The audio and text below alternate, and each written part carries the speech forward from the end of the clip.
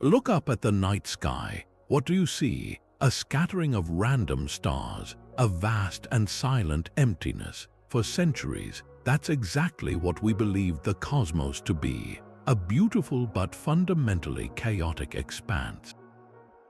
But what if we've been missing the forest for the trees? What if every swirling galaxy, every distant quasar, and even the very fabric of space and time itself are all part of an immense, intricate design? What if the universe isn't chaotic at all, but is instead governed by breathtakingly beautiful, hidden patterns that we are only just beginning to understand? This isn't just a philosophical question, it's a pursuit that lies at the very heart of modern cosmology and theoretical physics. Scientists are now uncovering clues that suggest an underlying order to everything, a cosmic code written into the laws of nature, waiting to be deciphered. Today, we embark on a journey to explore 30 of the most profound and mind-bending theories that attempt to do just that, to decode the universe's hidden patterns. We will venture from the bizarre, probabilistic world of the quantum realm, where particles blink in and out of existence, to the epic scale of the cosmic web, where galaxies are strung along invisible filaments of dark matter like pearls on a necklace. We will investigate theories that propose our reality is a holographic projection, that our universe is just one bubble in a vast multiverse, and that mathematical constants like pi might be more than just numbers. They could be the fundamental signatures of a designed cosmos. This is a quest to understand the blueprints of reality itself, and it challenges everything we think we know about our place in the grand scheme of things. This exploration will take us to the very edge of human understanding, and yes, some of these ideas are incredibly complex. But don't worry, you don't need a degree in astrophysics to come along for the ride. We're going to break down these monumental concepts together, using clear explanations and thought-provoking analogies to make them accessible and, most importantly, engaging. This video is an invitation to share in the wonder and the intellectual curiosity that drives our greatest scientific minds. So get comfortable, open your mind, and prepare to see the cosmos in a way you never have before. Let's begin our countdown of 30 theories about the universe's hidden patterns and step into a reality far stranger and more magnificent than we ever imagined. Our first theory takes us from the abstract world of pure mathematics to the very heart of the natural world around us. It begins with a simple sequence of numbers 0, 1, 1, 2, 3, 5, 8, 13, and so on. This is the Fibonacci sequence, where each new number is the sum of the two that came before it. While this might seem like a simple mathematical curiosity, its true power is revealed when we look at the ratio between consecutive numbers. As the sequence progresses, the ratio between each number and its predecessor gets closer and closer to an irrational number known as the golden ratio, approximately 1.618, often symbolized by the Greek letter phi. This ratio, phi, is far more than just a number. Many mathematicians and scientists argue it represents a fundamental principle of efficient growth and aesthetically pleasing form. It appears with astonishing frequency throughout nature, almost as if it were a universal blueprint. Take a close look at a sunflower. The seeds aren't scattered randomly, they are arranged in a series of intricate spirals. If you count these spirals, you'll find the numbers are almost always consecutive Fibonacci numbers, like 34 and 55. This specific arrangement allows the plant to pack the maximum number of seeds into the smallest possible space, an incredible feat of natural engineering. The same elegant spiral can be seen in the shell of a nautilus, where each new chamber grows in proportion to the previous one by the golden ratio, creating a perfectly logarithmic spiral that has captivated artists and architects for centuries. But the influence of this pattern doesn't stop on our planet. When we turn our telescopes to the heavens, we see the same signature. Spiral galaxies, like our own Milky Way, often exhibit arms that unwind in a distinct golden spiral pattern. Even the most violent and chaotic forces in nature seem to adhere to this hidden order. Satellite images of hurricanes reveal a swirling vortex that frequently conforms to the proportions of the golden ratio. Look at a tree. The way the main trunk splits into branches and those branches split into smaller twigs often follows a Fibonacci-like pattern, optimizing the tree's exposure to sunlight and its structural integrity.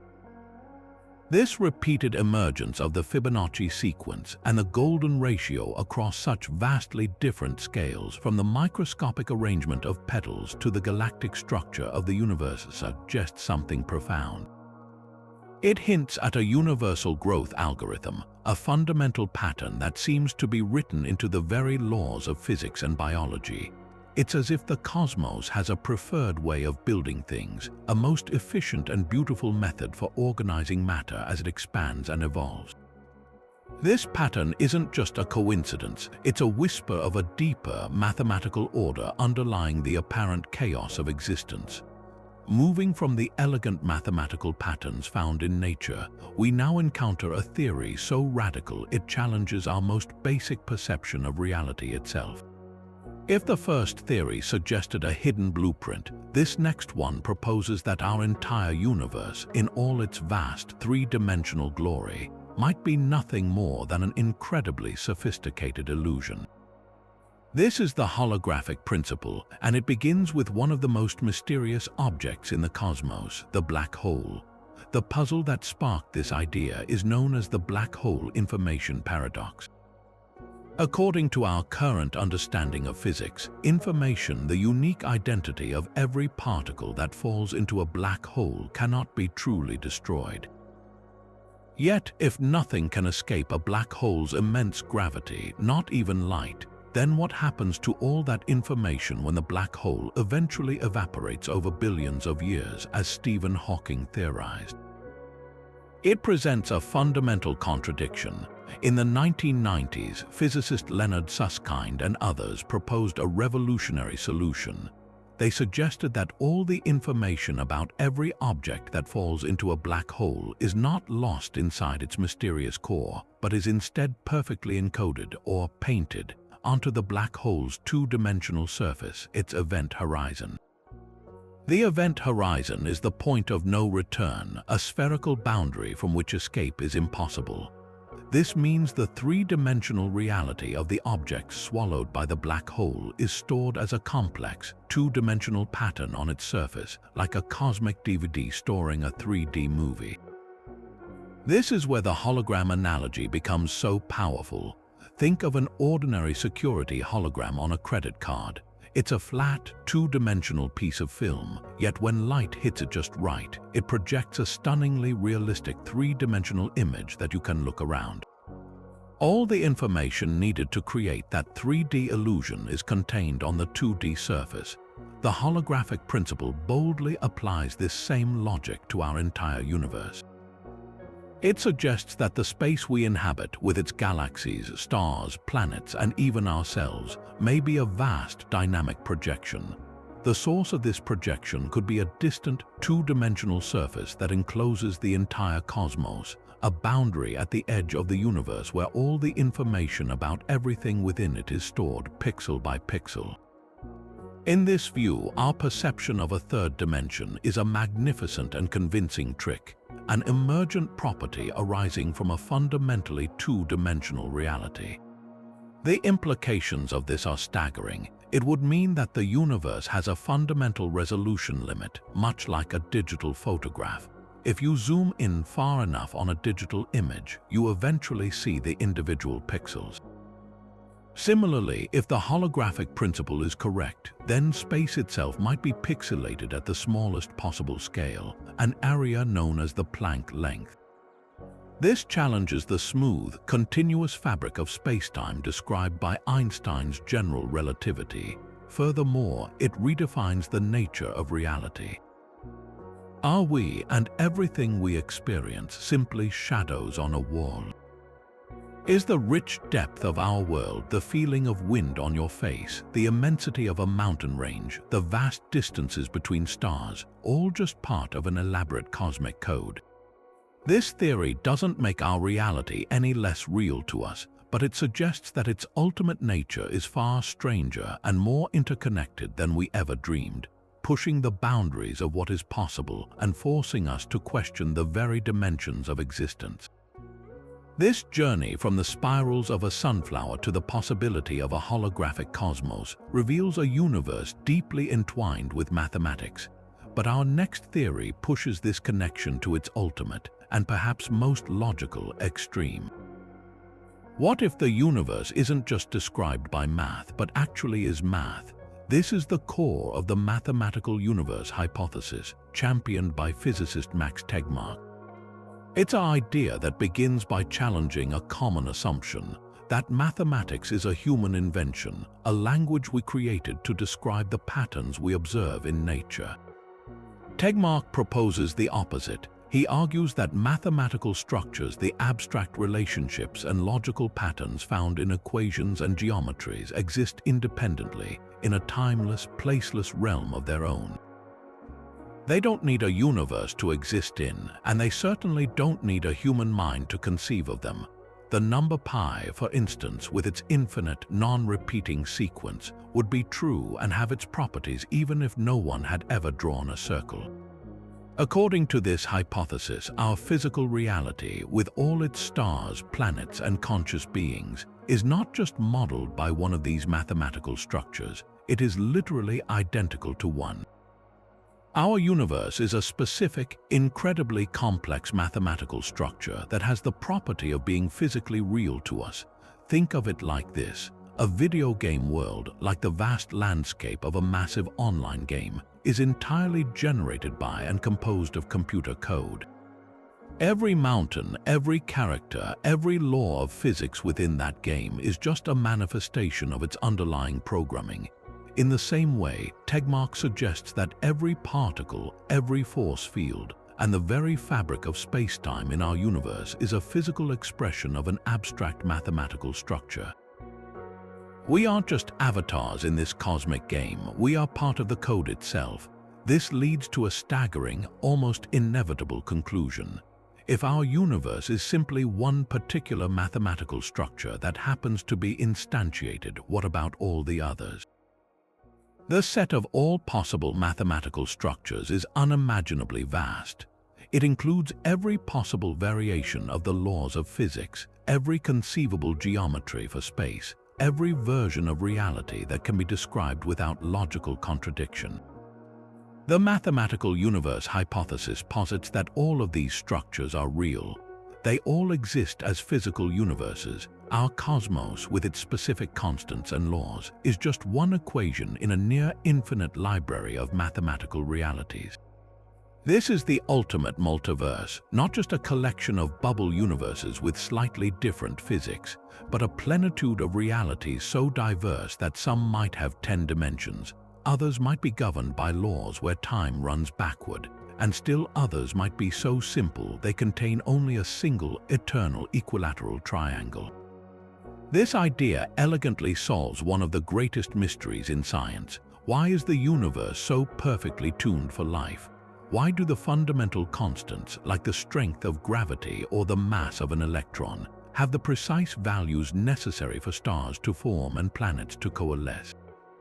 In Tegmark's view, there is no fine-tuning.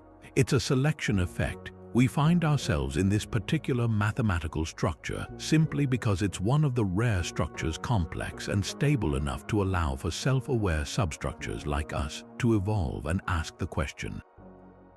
An infinite number of other mathematical universes exist, but they are barren, chaotic, or too simple to contain observers. The profound implication is that mathematics does not merely describe the hidden patterns of our universe. It is the substance from which all possible universes are woven, making reality itself a breathtakingly beautiful and immutable truth.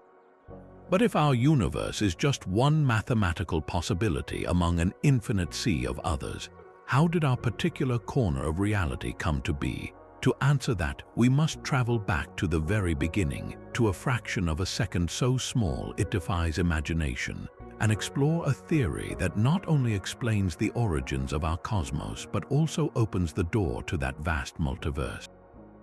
This is the theory of cosmic inflation, and it begins by solving some of the most stubborn puzzles left by the Big Bang. For decades, the Big Bang theory was our best story of cosmic origins, but it had some glaring problems. The first was the horizon problem. When we look at the cosmic microwave background radiation, the faint afterglow of the Big Bang, we see that it is almost perfectly uniform in temperature in every direction we look. But according to the standard Big Bang model, there hasn't been enough time since the beginning for these vastly separated regions of space to have ever communicated with each other and evened out their temperature. It's as if you walked into a gigantic room and found that every single corner was at exactly 70 degrees, even though the heaters had only been on for a second. How did this thermal equilibrium happen? The second major issue was the flatness problem. Our universe on the largest scales appears to be geometrically flat, which is a very precise and seemingly unstable condition. Why is the universe so exquisitely balanced, avoiding either a rapid collapse or a runaway expansion that would tear everything apart? Cosmic inflation provides an elegant solution. It proposes that a split second after the universe began, a mysterious form of energy, often called a false vacuum or an inflattened field, caused space itself to expand at an unimaginable exponential rate. For a fleeting moment, a region of space smaller than a subatomic particle was stretched to a size larger than our entire observable universe. This incredible burst of expansion, faster than the speed of light, solves both puzzles at once. It took a tiny, homogeneous patch of the early universe and stretched it into our entire cosmic horizon, explaining why the temperature is so uniform. And just as blowing up a balloon smooths out its wrinkles, this rapid inflation also flattened the geometry of space, leading to the flat universe we observe today. The evidence for this theory is compelling. Inflation predicts that quantum fluctuations, tiny, random variations in energy that existed at the smallest scales, would have been stretched to cosmic proportions by the rapid expansion. These minute ripples would have become the seeds for all the large-scale structure we see in the universe today, the galaxies, clusters, and superclusters. And indeed, our most sensitive telescopes, like the Planck satellite, have mapped the cosmic microwave background and found exactly the pattern of tiny temperature variations that inflation predicts. It is a remarkable confirmation of a theory that describes events from the first trillionth of a trillionth of a trillionth of a second. But perhaps the most profound implication of cosmic inflation is what it suggests lies beyond our cosmic horizon. The theory of eternal inflation proposes that this inflationary process may not have been a one-time event. Instead, it might be a perpetual, ongoing phenomenon. In this view, the inflattened field that drove our universe's expansion continues to drive the expansion of a much vaster meta-universe. Within this eternally inflating background, random quantum fluctuations can cause the inflattened field to decay in localized pockets. When this decay happens, the inflationary energy is converted into the matter and radiation of a hot Big Bang, and a new bubble universe is born. Our entire observable cosmos is just one such bubble in an infinite, ever-expanding froth of universes. This is the inflationary multiverse, and because the properties of each bubble universe are determined by the random nature of the quantum fluctuation that created it, each one could have a different set of physical laws and constants. In one bubble, the force of gravity might be vastly stronger, causing stars to burn out in an instant. In another, the nuclear forces might be too weak for atoms to ever form. We simply happen to live in a bubble where the constants are just right for galaxies, planets, and life to emerge. The multiverse concept, born directly from our most successful theory of the early universe, transforms the question of fine-tuning from a profound mystery into a simple statistical inevitability. In an infinite array of universes, every possible reality, no matter how unlikely, will exist somewhere. We are not in a special universe, we are in a habitable one, and our very existence is what allows us to look out and marvel at the hidden pattern that gave us birth. This concept of an infinite multiverse, where every possible set of physical laws is realized, leads us directly to one of the most debated and philosophically charged ideas in modern cosmology, the anthropic principle. It's a principle that attempts to address the eerie coincidence we've just encountered. Why does our universe seem so perfectly tailored for life? The answer it provides is deceptively simple, yet its implications ripple through science, philosophy, and even theology. We can understand the anthropic principle through two main interpretations, often called the weak and strong versions. The weak anthropic principle is the less controversial of the two. It's essentially a statement of observational selection bias. It argues that we must be prepared to take into account the fact that our location in the universe is necessarily privileged to the extent of being compatible with our existence as observers. In much simpler terms, we find ourselves in a universe with constants like the gravitational force and the mass of the electron finely tuned for life, because we couldn't very well be having this conversation in a universe that wasn't. If the strength of the nuclear force were just a few percent weaker, protons and neutrons wouldn't bind together, and no atoms other than hydrogen could exist. No complex chemistry, no planets, no us. If it were slightly stronger, all the hydrogen in the early universe would have fused into heavier elements, leaving no fuel for stars like our sun to shine. The weak anthropic principle says this isn't a miracle, it's a prerequisite for our existence. We are, in a sense, cosmic lottery winners, but only because our winning ticket is the one that allows us to be here to collect the prize. The strong anthropic principle, however, takes a much more profound and speculative leap.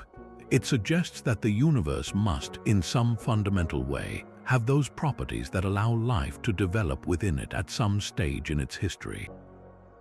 This version moves from a simple statement about our observation to a statement about a necessity in the laws of physics themselves. Proponents of the strong view might argue that the constants of nature are not random.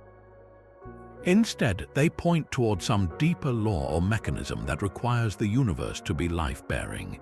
This could be interpreted in several ways. One interpretation is teleological, implying a purpose or design behind the cosmos, a universe that seems to know we are coming.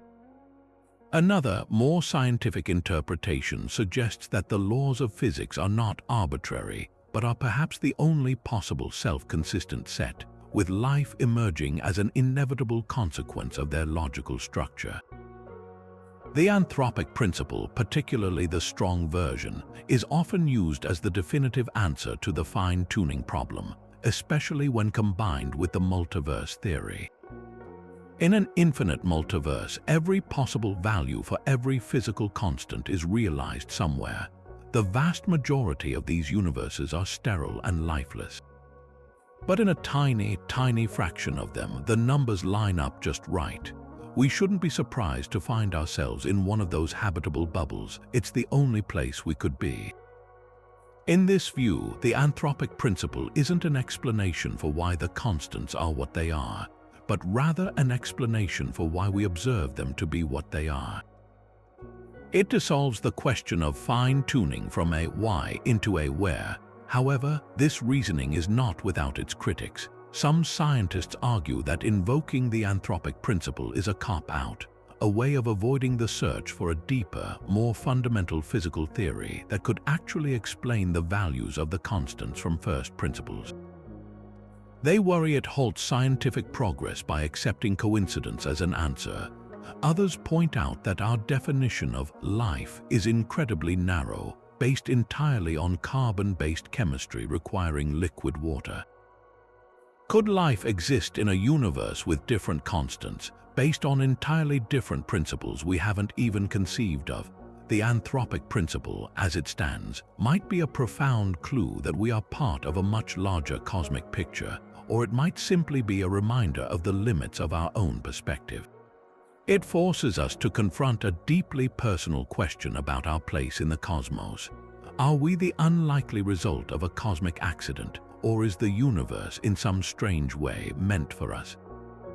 Having explored the anthropic principle and its suggestion that we may exist in a specially habitable corner of a vast multiverse, we now turn our attention to a pattern that might be written into the architecture of our own universe, a pattern so intricate it repeats itself from the smallest scales to the largest.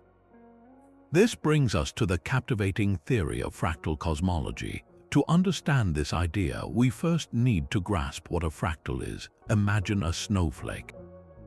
Look closely at one of its arms and you'll see smaller, identical branches growing out of it.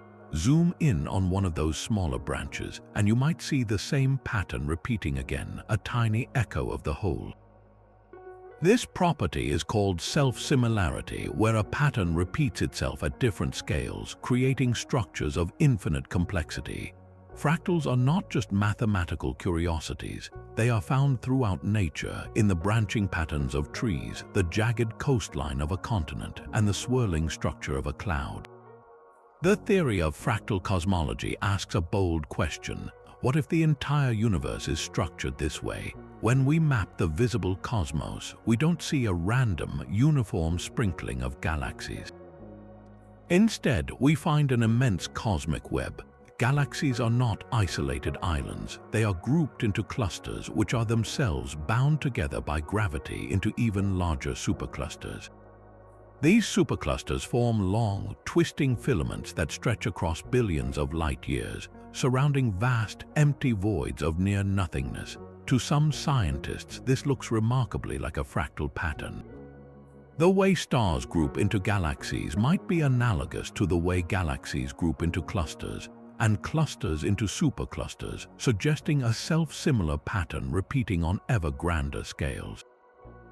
In this view, if you could shrink yourself down to the size of a galaxy cluster and look around, the large-scale structure might appear very similar to how the universe looks to us from our perspective, with filaments and voids stretching out in a familiar, repetitive design. The evidence for this idea comes from detailed three-dimensional maps of the universe, created by painstakingly measuring the positions of millions of galaxies. Proponents of fractal cosmology, like the late physicist Benoit Mandelbrot, who pioneered the study of fractals, pointed out that the distribution of matter in these maps does not smoothly average out as you look at larger and larger volumes. Instead, the clustering seems to continue, with larger and larger empty voids separated by denser walls of galaxies, much like the intricate patterns of a fractal. This challenges the standard cosmological principle, which states that on sufficiently large scales, the universe should appear homogeneous and isotropic, meaning it looks roughly the same in every direction and from every location. If the universe is truly a fractal with structure at every scale, then there is no such thing as a truly smooth, average density for the cosmos. However, this is where the theory faces its most significant hurdles. While the cosmic web is undoubtedly complex and clustered, most cosmologists argue that the fractal pattern does not continue infinitely.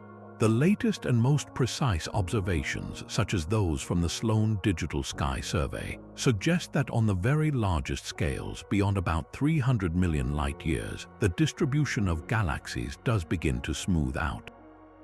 The immense filaments and superclusters appear to be the largest structures in the universe, and the vast voids between them are not nested within even larger voids in an endless fractal regression. The universe, on its ultimate scale, seems to transition to a homogeneous soup.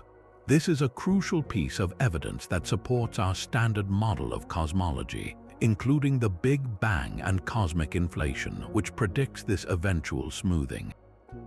So, is the cosmos the ultimate fractal? The answer appears to be a fascinating blend of yes and no. While the universe may not be a perfect mathematical fractal extending infinitely in both directions, it certainly exhibits fractal-like properties across a breathtaking range of scales. The same gravitational physics that causes dust to clump together to form stars also governs the clustering of galaxies into a web-like structure. This means that the hidden pattern of gravity imprints a kind of rough self-similarity on the cosmos, even if it isn't infinitely recursive. The universe may not be a perfect fractal, but it clearly has a deep-seated tendency to organize matter in complex, hierarchical patterns that echo across the vast expanses of space, revealing another layer of beautiful mathematical order in the cosmic architecture. From the awe-inspiring scale of fractal cosmology, we shift our gaze inward to a theory that hits much closer to home, not just our place in the cosmos, but the very nature of our conscious experience. This is the simulation hypothesis, an idea that suggests our entire reality, with all its richness and complexity, might be nothing more than an incredibly advanced digital construct, a product of sophisticated information processing. The roots of this concept are ancient, echoing philosophical ideas like Plato's allegory of the cave, but its modern formulation is deeply intertwined with our own technological trajectory. The argument gains its force from a simple observation of our own progress. Just a few decades ago, the most complex simulation we could run was a simple game of Pong, two white rectangles bouncing a square pixel back and forth. Today, we have created sprawling, photorealistic virtual worlds populated by millions of players simultaneously. These digital landscapes are governed by their own consistent laws of physics, and the characters within them, while not yet truly conscious, exhibit increasingly complex behaviors driven by artificial intelligence. If our own technological advancement continues on this exponential curve for just a few more centuries or millennia, it seems almost inevitable that we will create simulations indistinguishable from reality for the beings inside them. These simulated entities might possess their own forms of consciousness, completely unaware that their universe is running on a quantum computer in some higher-level reality. This line of reasoning leads to a startling statistical argument famously articulated by philosopher Nick Bostrom. He proposes a trilemma, three possibilities, one of which is almost certainly true. First, it's possible that virtually all advanced civilizations go extinct before they reach a technological level capable of creating such realistic simulations. Second, it's possible that advanced civilizations reach that stage but have absolutely no interest in running simulations of their own history or creating virtual worlds. Or third, if a significant number of civilizations do survive and have even a modest curiosity about running such simulations, then the number of simulated realities would be astronomically larger than the number of base physical realities. Think about it, one advanced civilization could run billions of simulations, each containing billions of conscious beings. The math is overwhelming. If the first two possibilities are false, then the odds are staggeringly high that we are living in a simulation right now. But if we are living in a simulation, are there any telltale signs, any potential glitches in the matrix? From a scientific perspective, these wouldn't be déjà vu or coincidences, but rather fundamental limits or shortcuts in the underlying code of reality. Physicists have seriously considered what such signatures might look like. One possibility involves the fundamental resolution of the universe. Just as a digital image becomes pixelated when you zoom in too far, space-time itself might have a minimum graininess at the Planck scale. Another clue could lie in the constants of nature. The speed of light, the gravitational constant, these might not be fundamental truths but rather fixed parameters programmed into the simulation for stability, much like the rules in a video game. Unexplained quantum phenomena, like the way particles seem to behave differently when observed, could be interpreted as a rendering optimization, where the simulation only calculates the precise properties of a system when it is being measured to conserve computational resources.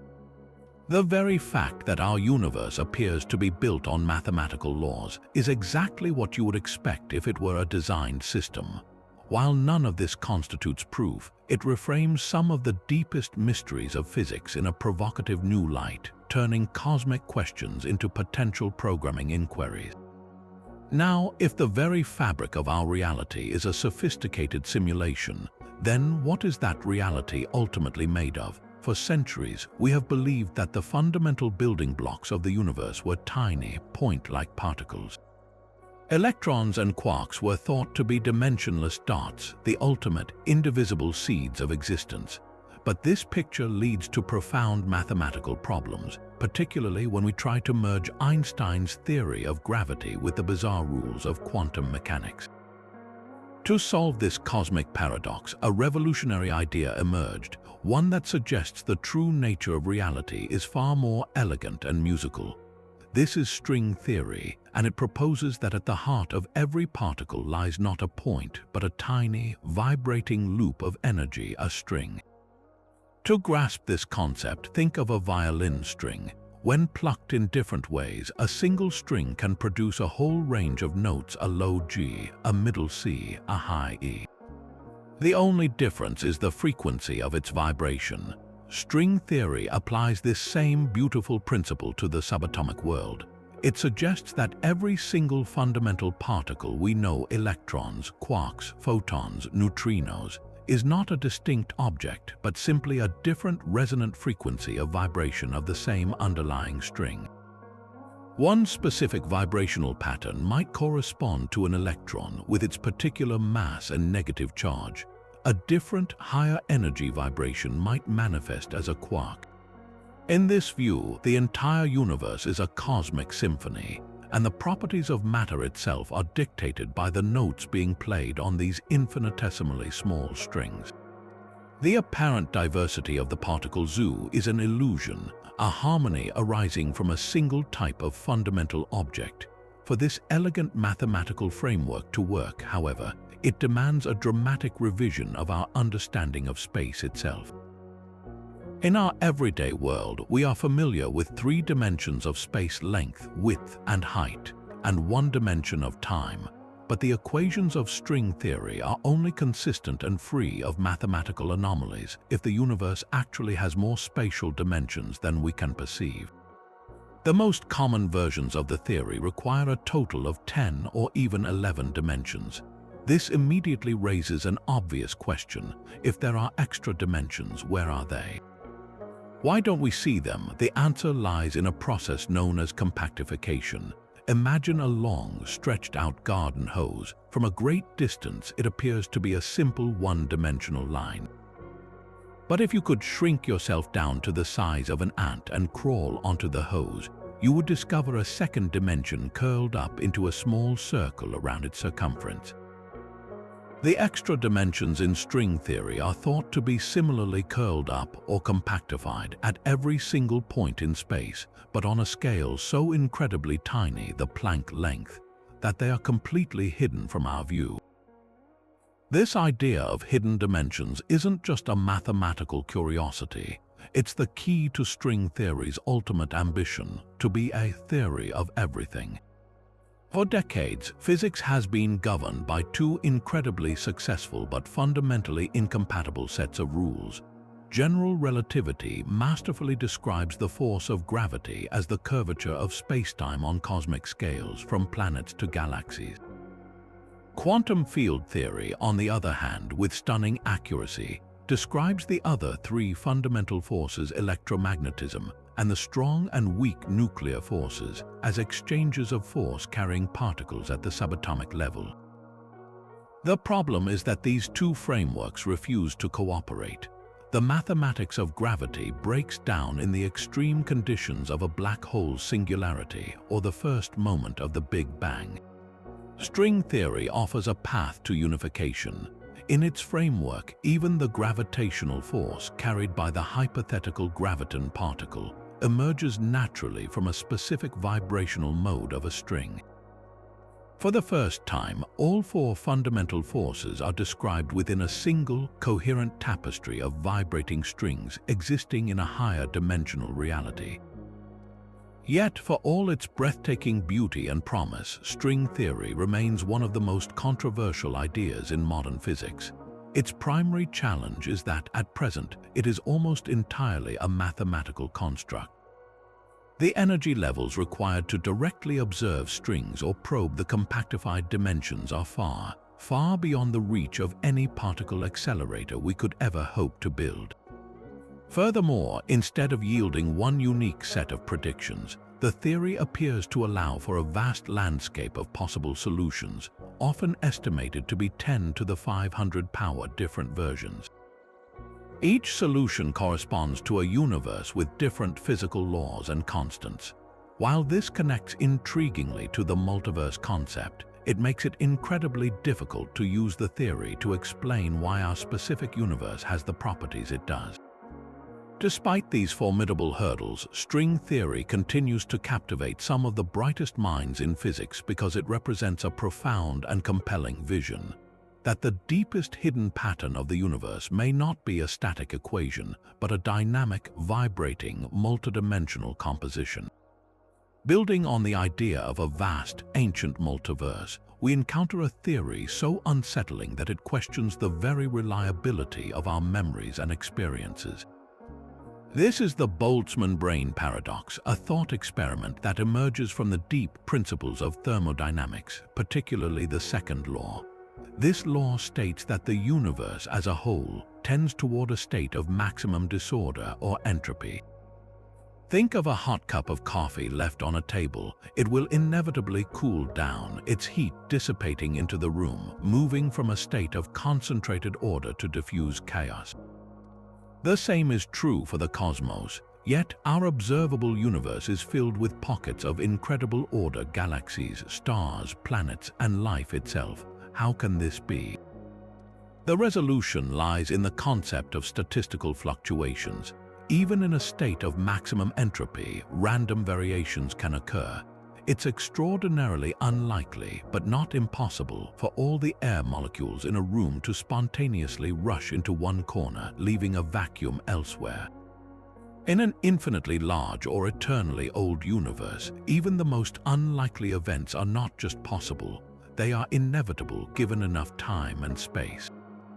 The physicist Ludwig Boltzmann first suggested that our entire ordered universe might itself be a rare but statistical fluctuation away from the cosmic norm of bland chaos. But the paradox named after him takes this idea to a deeply personal and bizarre extreme. If a whole universe can fluctuate into existence, what about something much smaller? What about a single, fully formed human brain, complete with all the intricate neural pathways necessary to support consciousness? According to the laws of probability in an infinite eternity, it is vastly more likely for a single, disembodied brain to randomly assemble out of the quantum foam than for an entire ordered cosmos spanning billions of light years to do so. The sheer amount of ordered information in a universe is astronomically greater than the information contained in one brain. Therefore, if we are relying on probability alone, there should be countless more of these Boltzmann brains floating in the void than there are brains that evolved naturally within stable universes like our own. This leads to the terrifying core of the paradox. Such a Boltzmann brain would not emerge with a blank slate. As part of its random assembly, it would necessarily come equipped with a complete set of false memories and a coherent, though entirely fictitious, sensory experience. It could have the memory of growing up, of reading about the Boltzmann brain paradox on a screen, and of feeling the shock of realizing its own potential insignificance, all without any of those events ever having actually occurred. The brain would simply pop into existence, experience a fleeting moment of conscious thought, and then almost immediately disintegrate back into disorder. So the question becomes, which scenario is more probable? That the entire vast, consistent, and seemingly ancient universe we perceive is objectively real, or that you are merely a momentary Boltzmann brain, a cosmic accident hallucinating a reality that doesn't exist? Most physicists recoil from this conclusion, not out of emotion, but because it represents a fundamental failure of our scientific reasoning.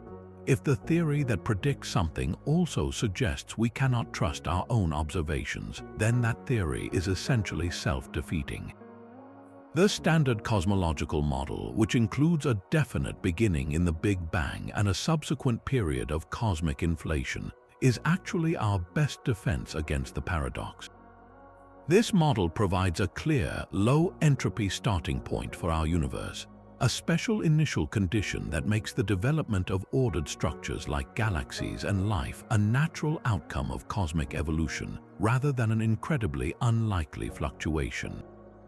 In this view, our memories are likely real because the universe itself has a real history that makes our existence probable. The Boltzmann brain paradox thus serves as a crucial sanity check for our cosmological models, forcing us to prefer theories that predict we are real, evolving observers in a real universe rather than phantoms in the void. It is a stark reminder that our search for the universe's hidden patterns must always account for the one thing we know for certain: our own capacity to ask the question. This relentless drive toward disorder, which gives rise to the unsettling possibility of Boltzmann brains, is tied to a specific view of cosmic history, a universe with a definitive beginning that is now marching irreversibly toward an end. But what if that entire framework is wrong? What if the cosmos has no true start and no final conclusion, but is instead engaged in an eternal, majestic dance of death and rebirth? This brings us to our 10th theory, the cyclic model of the universe, often poetically called the Big Bounce. To appreciate this idea, we first need to understand the standard narrative it seeks to challenge. In the dominant Big Bang model, our universe burst into existence from an infinitely dense and hot singularity approximately 13.8 billion years ago. It has been expanding and cooling ever since, and its ultimate fate is believed to be a cold, dark, and empty eternity as galaxies drift apart and stars burn out, a state often called the heat death. This is a story with a clear beginning and a bleak final ending, a one-way trip from a fiery birth to an icy grave. The cyclic model offers a profoundly different vision. Instead of a single, linear timeline, it proposes that the universe undergoes an endless series of cycles. Each cycle begins with a big bang, expands for trillions of years, and then, rather than fading into nothingness, contracts back down in a big crunch. This collapse doesn't lead to annihilation, but to a rebound, a big bounce, where the compressed energy and matter of the old universe become the seed for a new Big Bang, starting the process all over again. In this view, our universe is just the current incarnation in an infinite series, with no true beginning of time and no ultimate end. It's a phoenix forever rising from its own ashes. One of the most sophisticated versions of this idea is the ekpyrotic universe theory. The name comes from the Greek word for conflagration or outburst, and its mechanics are as fascinating as they are complex. This model draws directly from the extra dimensions proposed by string theory. It suggests that our entire three-dimensional universe is actually a vast flat membrane, or brain, existing within a higher dimensional space. Nearby, there could be another parallel three-dimensional brain, invisible to us but separated by a tiny gap. The theory proposes that the Big Bang was not an explosion from a point, but the result of a collision between our brain and this neighboring one. This colossal impact released an immense amount of energy, which manifested as the hot, dense plasma of the early universe we observe. But instead of being a one-time event, this cycle of collision and separation could be perpetual.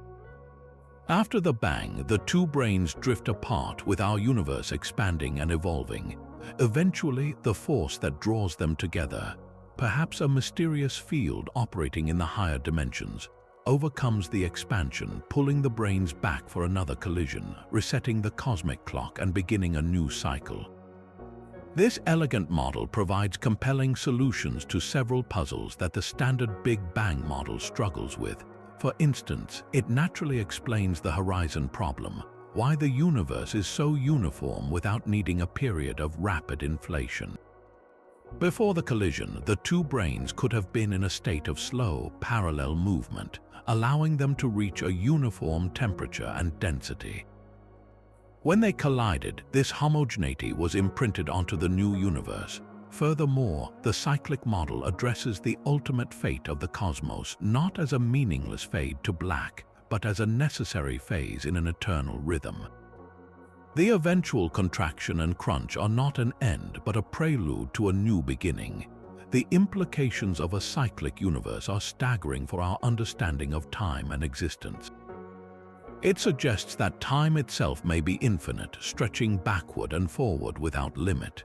It raises the tantalizing possibility that every configuration of matter, every possible arrangement of particles, will recur an infinite number of times over the endless cycles. In a future iteration, a universe almost identical to ours might form, where beings remarkably similar to us gaze up at a similar night sky, pondering the same eternal mysteries. This idea removes the specialness of our moment in cosmic history, placing us within a grand, oscillating pattern that has always been and will always be. While the evidence for the cyclic model is still a subject of intense debate among cosmologists, and the search for gravitational wave signatures that could distinguish it from inflation continues, it stands as a powerful testament to the human imagination's desire to find not just patterns in the cosmos, but a story of eternal return, a universe that never truly dies but is perpetually renewed. From the grand, cyclical view of the cosmos, we now plunge into the bizarre and deeply personal implications of the quantum world. Our journey into hidden patterns brings us to a theory that suggests reality is not just vast, but constantly forking into an infinite number of parallel versions of itself. This is the many worlds interpretation of quantum mechanics, and it begins with one of the most famous and puzzling experiments in all of science, the double-slit experiment. In its simplest form, this experiment involves firing particles, like electrons, at a barrier with two narrow slits. Common sense would suggest that each electron must go through one slit or the other. But that's not what happens. Instead, the electrons behave as if they are waves, passing through both slits simultaneously and creating an interference pattern of light and dark bands on a detector screen behind the barrier. This wave-like behavior is strange enough, but it gets even weirder when you try to observe which slit each electron actually goes through. The moment you set up a detector to peak, the electrons suddenly stop behaving like waves and start acting like discrete particles, going through one slit or the other, and the interference pattern vanishes. It's as if the particles know they are being watched. This is the core mystery of quantum mechanics. The behavior of a particle seems to be probabilistic until it is measured, at which point its possibilities collapse into a single, definite outcome. In the 1950s, a young physicist named Hugh Everett proposed a radical solution to this paradox. He suggested that the collapse never actually happens. Instead, every single possible outcome of a quantum event does, in fact, occur. When an electron is faced with a choice to go through the left slit or the right slit, the universe itself splits. In one newly created branch of reality, the electron goes through the left slit.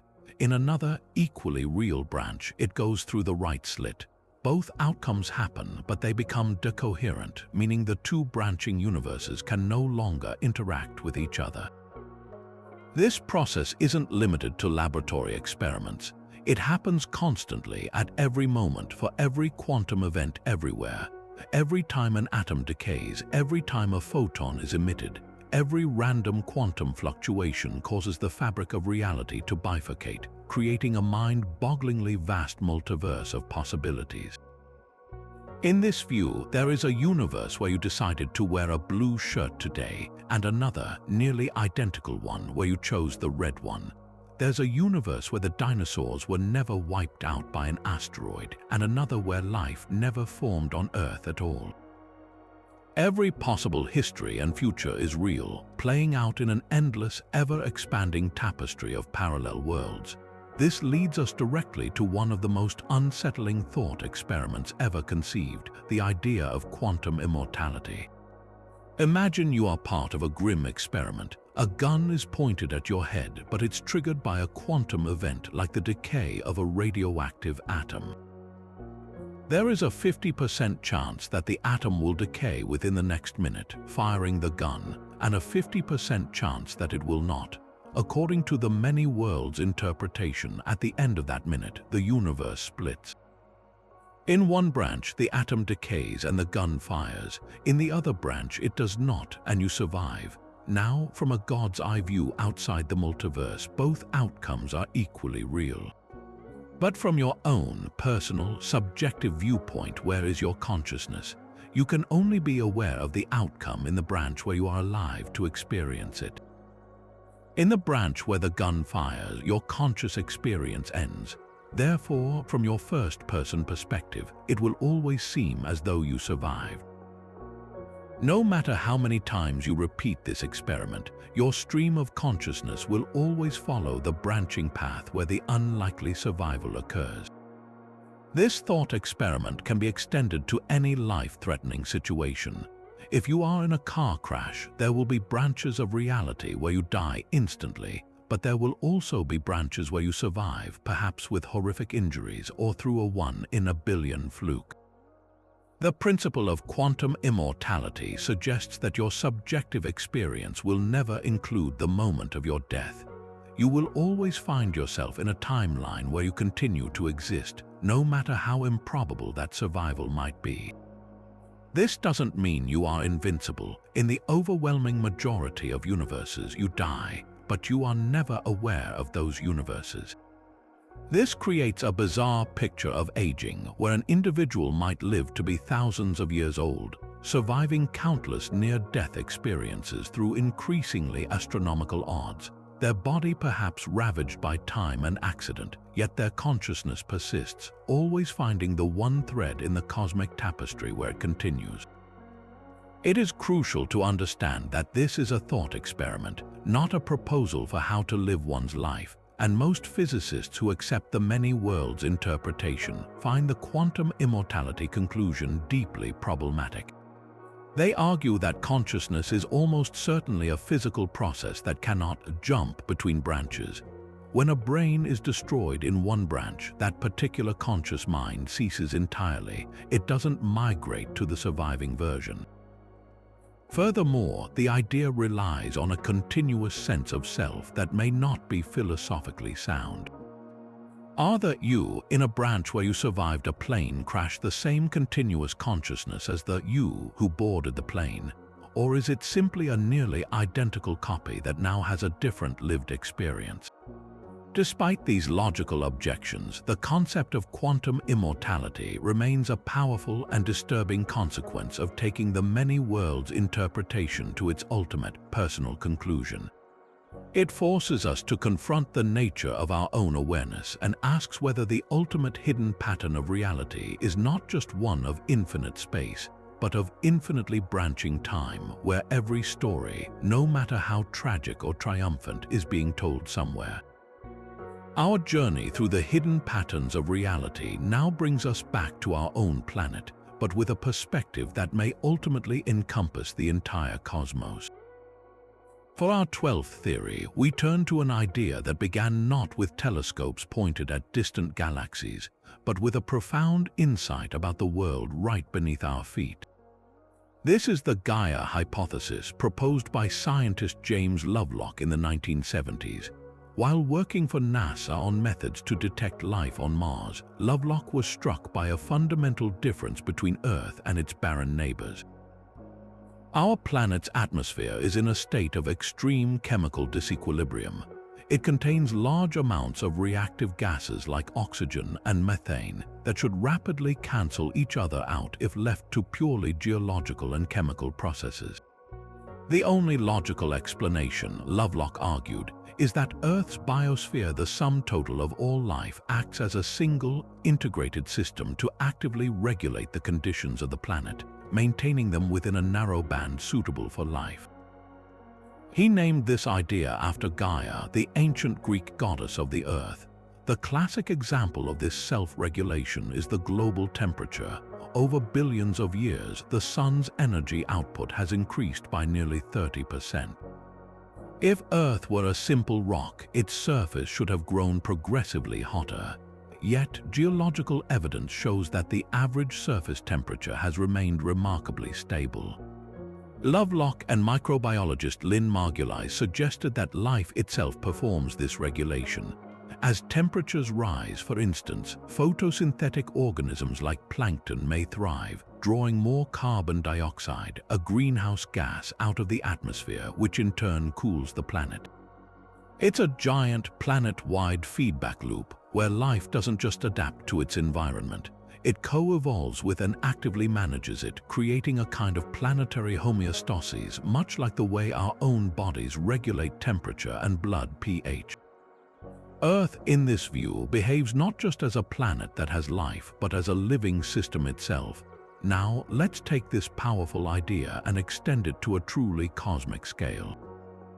If a planet can exhibit lifelike properties of self-regulation and interconnected complexity, what about larger structures? Could a galaxy be considered a living entity? On the surface, this seems like pure metaphor, but when we look closely at the dynamics of a spiral galaxy like our Milky Way, we see intriguing parallels.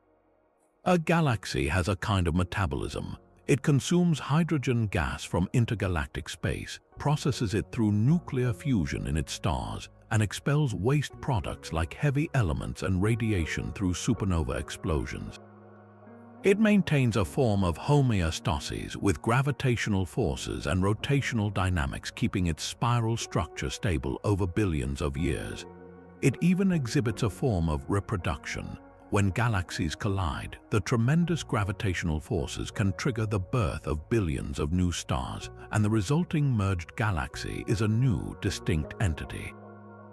This perspective invites us to see galaxies not as static collections of stars, but as dynamic, evolving systems with their own complex life cycles. Pushing this idea to its ultimate limit leads to the most speculative and profound question of all.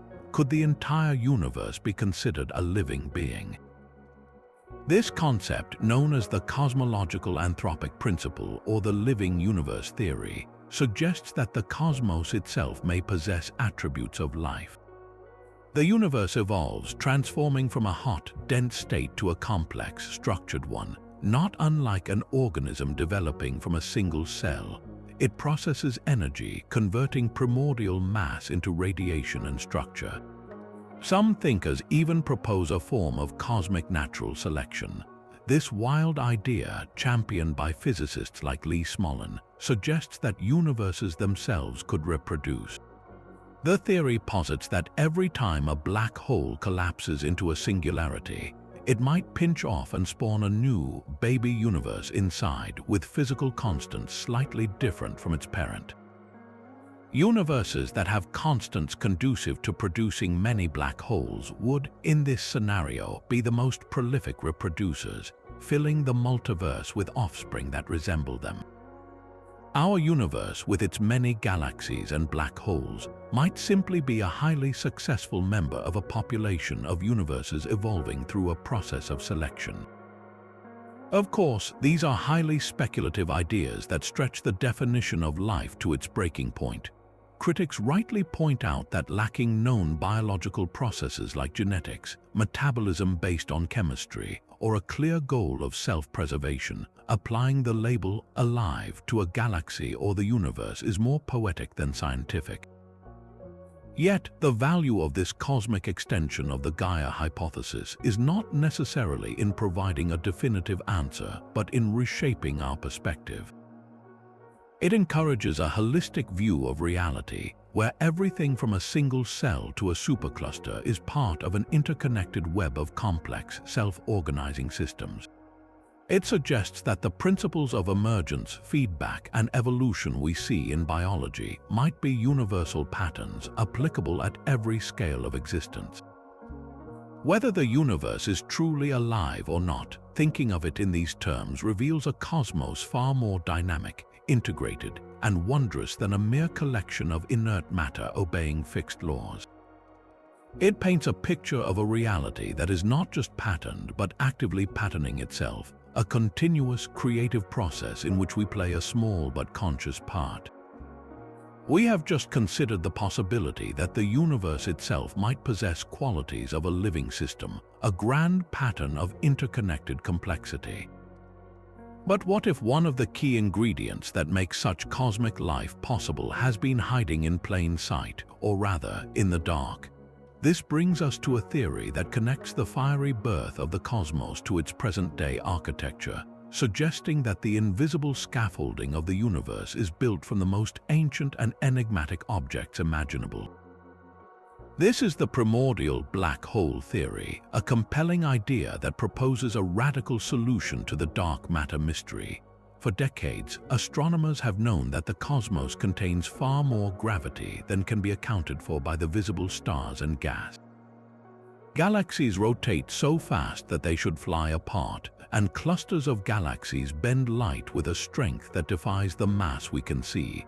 The prevailing explanation is dark matter, an invisible, mysterious substance that does not emit or absorb light but exerts a powerful gravitational pull. For a long time, the leading candidates for this dark matter have been exotic subatomic particles like WIMP or actions left over from the Big Bang. But despite decades of sensitive experiments, these particles have never been directly detected. This ongoing failure has led scientists to revisit a fascinating alternative: that dark matter is not made of tiny particles at all, but of black holes. Not the black holes we know from collapsed stars, however, but ones that formed in the first fleeting moments of creation itself. These would be primordial black holes, or PBH. Their origin story is entirely different from the stellar mass black holes formed when massive stars die in supernova explosions. Instead, PBHs are thought to have been born from the intense, chaotic conditions in the very first second after the Big Bang. During this period of rapid expansion, space was not perfectly smooth. There were tiny, random fluctuations in density, like ripples on the surface of a raging sea. Most of these ripples were minor, but in regions where the density was exceptionally high, gravity could have overcome the expansion of the universe, causing those patches to collapse directly into black holes. The size of a PBH would be determined by the amount of mass within its specific region at the moment of its formation, a concept known as the horizon mass. This means PBHs could theoretically exist in a staggering range of sizes, from microscopic ones with the mass of a mountain but smaller than an atom, to ones with masses thousands of times that of our Sun. This is where the theory gets particularly interesting for solving the dark matter puzzle. If vast numbers of asteroid mass PBHs, say, black holes with the mass of a small moon, were forged in the early universe and then dispersed throughout space, they would be virtually impossible to see. They would be too small to detect by the accretion disks and X-ray emissions that give away larger stellar black holes, and yet they would possess enough mass to exert the gravitational influence we attribute to dark matter. A galaxy like our Milky Way could be swarming with billions of these ancient dark objects, their collective gravity shaping the rotation of the galaxy and holding it together, all while remaining completely invisible to our telescopes. So, if we cannot see them, how do we search for these ghostly relics? Astronomers have devised several clever methods. One of the most promising involves a phenomenon predicted by Einstein called gravitational microlensing. If a PBH passes directly between Earth and a distant star, its gravity will act as a lens, bending the starlight and causing the star to temporarily brighten. By monitoring millions of stars in nearby galaxies, like the Large Magellanic Cloud, projects such as the optical gravitational lensing experiment have watched for these characteristic flashes. While they have found some intriguing candidate events, the numbers have not been high enough to conclusively prove that PBHs make up all of the dark matter. Another method involves looking for the ripples in space-time known as gravitational waves. When two PBHs merge, they would send out a powerful gravitational wave signal, just like the stellar black hole mergers detected by LIGO and Virgo. In fact, the first gravitational wave event ever detected from black holes more massive than expected sparked renewed excitement about the possibility that they were primordial, not stellar, in origin. The primordial black hole theory represents a beautiful synthesis of the immensely large and the infinitesimally small, linking the quantum fluctuations of the infant cosmos to the grand-scale structure of the universe we see today. While the evidence remains inconclusive, the idea continues to be a vital and active area of research. It serves as a powerful reminder that the solution to one of astronomy's greatest mysteries might not require new particles, but a deeper understanding of the dramatic processes that shaped reality in its very first moments. The hidden pattern of dark matter may not be written in the language of quantum fields, but in the silent, ancient gravity of black holes born with the universe itself. This idea of ancient, invisible structures shaping the cosmos through gravity is profound, but it deals with matter in its most stable and permanent form. What if we now turn our attention to a state of matter that is anything but stable, a state that pulses and cycles, not because of external forces, but as its fundamental, immutable nature? This brings us to one of the most bizarre and revolutionary discoveries of the 21st century, the time crystal. To understand what makes a time crystal so strange, we first need to recall what a regular crystal is. Think of a diamond or a snowflake. These are structures where atoms are arranged in a repeating, periodic pattern in space. The pattern of atoms in one part of the diamond is identical to the pattern in another part. It's a symmetry broken in space, creating an ordered lattice. A time crystal takes this principle of order and projects it into the fourth dimension, time. In a time crystal, the system doesn't just sit in its lowest energy state. It undergoes perpetual, periodic motion in its ground state. It oscillates, repeating its configuration over and over again, like a clock that ticks forever without ever being wound up or needing a battery. This behavior defies our classical intuition about equilibrium. If you leave a pendulum alone, it will eventually come to rest, but a time crystal, once set in its motion, will continue its oscillation indefinitely without any energy input. Not because it's breaking the laws of thermodynamics, but because this motion is its most stable, lowest energy configuration. It's a system that is eternally out of equilibrium, yet perfectly stable.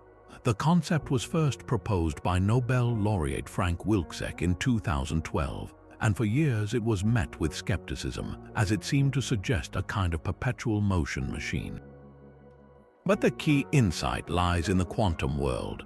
Researchers realized that if you could create a system that was both spontaneously broken its time translation symmetry and was in a quantum many-body localized state, meaning its constituents are somewhat isolated from each other and resist thermalizing into a boring, featureless equilibrium, then a time crystal could be possible. The race was on to build one. In 2017, two separate teams, one at the University of Maryland and another at Harvard, successfully created time crystals in the laboratory. The Maryland team used a chain of ytterbium atoms, while the Harvard team used nitrogen vacancy centers in diamonds.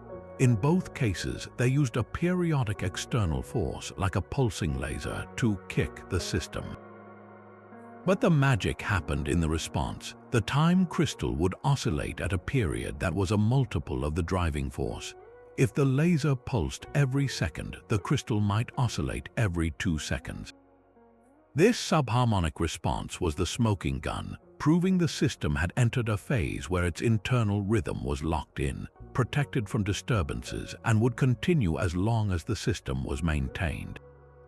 The implications of this discovery stretch far beyond a laboratory curiosity. If certain matter can exist in a phase where time itself becomes crystalline, with a built-in fundamental rhythm, what does that say about the universe? Some physicists have speculated that the fabric of spacetime itself, on the most minute scales, could possess time crystalline properties. The regular, ticking oscillations of a time crystal could provide a natural clock for the universe, a fundamental unit of time woven into the quantum foam. This could even offer a new perspective on the arrow of time. Our experience of time's relentless forward march is one of the great mysteries of physics. If the vacuum of space has a slight time crystalline character, it could imprint a directionality on events at the quantum level, providing a physical basis for time's arrow. Furthermore, the extreme stability of time crystals makes them a prime candidate for the heart of future quantum computers, where their protected cycles could serve as incredibly robust quantum memory, resistant to the decoherence that plagues other quantum systems. The time crystal theory invites us to see reality not just as a static collection of objects in space, but as a dynamic tapestry with rhythm and repetition baked into its very laws. It suggests that the hidden patterns of the universe are not only spatial, like the cosmic web or the golden ratio, but also temporal. There may be a fundamental beat to existence, a silent, eternal pulse underlying the apparent chaos waiting to be heard. Our journey through the hidden patterns of reality has taken us from the quantum realm to the cosmic web, but now we arrive at a fundamental conflict that strikes at the very heart of modern physics. This is the black hole information paradox, a puzzle that pits two of our most successful scientific theories against each other in a battle with profound implications for the nature of reality itself. To understand this paradox, we need to first grasp the two unwavering principles that are on a collision course. On one side, we have quantum mechanics, the rules governing the subatomic world. A cornerstone of this theory is the principle of unitarity, which essentially states that information is never truly lost. Information, in this context, means the unique quantum identity of every particle, its mass, its spin, its charge. According to quantum law, this information can be scrambled, transformed, or spread out, but it can never be erased from the universe. It's a fundamental tenet of causality. If you could reverse time, you should, in principle, be able to trace the history of every particle back to its origin. Think of it like burning a book. The book is reduced to ashes, seemingly destroyed. But if you had a perfect, infinitely detailed understanding of the physics involved, you could theoretically analyze the smoke and the ash and reconstruct every single word that was written on every page. The information still exists, just in a vastly more complex form. On the other side, we have Einstein's general theory of relativity, which describes gravity as the curvature of spacetime. Its most dramatic prediction is the black hole, a region of space where gravity is so intense that nothing, not even light, can escape. The boundary of this point of no return is called the event horizon. According to pure general relativity, if you were to throw an encyclopedia or anything else into a black hole, it would simply cross the event horizon and be lost forever, crushed into the singularity at the center. The black hole would then be characterized by only three simple properties: its mass, its electric charge, and its spin. All the intricate information about the encyclopedia, the paper it was printed on, the ink, the specific arrangement of atoms, would be seemingly erased from our universe. This is often summarized by the phrase, "black holes have no hair," meaning they are bald, featureless objects retaining no details of what fell into them. The paradox seemed like a curious but distant problem until Stephen Hawking made a revolutionary discovery in the 1970s. Hawking showed that black holes are not entirely black. Due to bizarre quantum effects occurring right at the event horizon, black holes slowly emit radiation and lose mass, eventually evaporating completely over astronomical timescales. This Hawking radiation, however, was calculated to be purely thermal, a featureless, random glow that carries no information about what fell into the black hole. So here is the paradox in its final, devastating form. A black hole forms from a collapsing star made of unique particles with unique information. Things fall in, adding more information. The black hole evaporates via Hawking radiation, which is random and contains no information. The black hole disappears. Where did all that original information go? Quantum mechanics insists it must be preserved, but the combined result of general relativity and Hawking's calculation suggests it is permanently lost. This presents physics with an unacceptable either-or choice. One of our most cherished fundamental principles must be wrong. The search for a solution has generated some of the most creative and mind-bending ideas in theoretical physics. One of the leading contenders brings us back to a concept we explored earlier, the holographic principle. This solution proposes that the information never actually falls into the black hole. Instead, it is somehow encoded or painted onto the event horizon itself, the two-dimensional surface of the black hole. When an object crosses the horizon, its information is smeared across this surface in incredibly tiny, Planck-length-sized pixels. As the black hole emits Hawking radiation, this process is not random. It subtly imprints the stored information back into the outgoing radiation. In this view, the three-dimensional interior of the black hole is a kind of illusion, a holographic projection from the information stored on its two-dimensional boundary. The information is never lost, it is just translated into a different holographic language and eventually returned to the universe.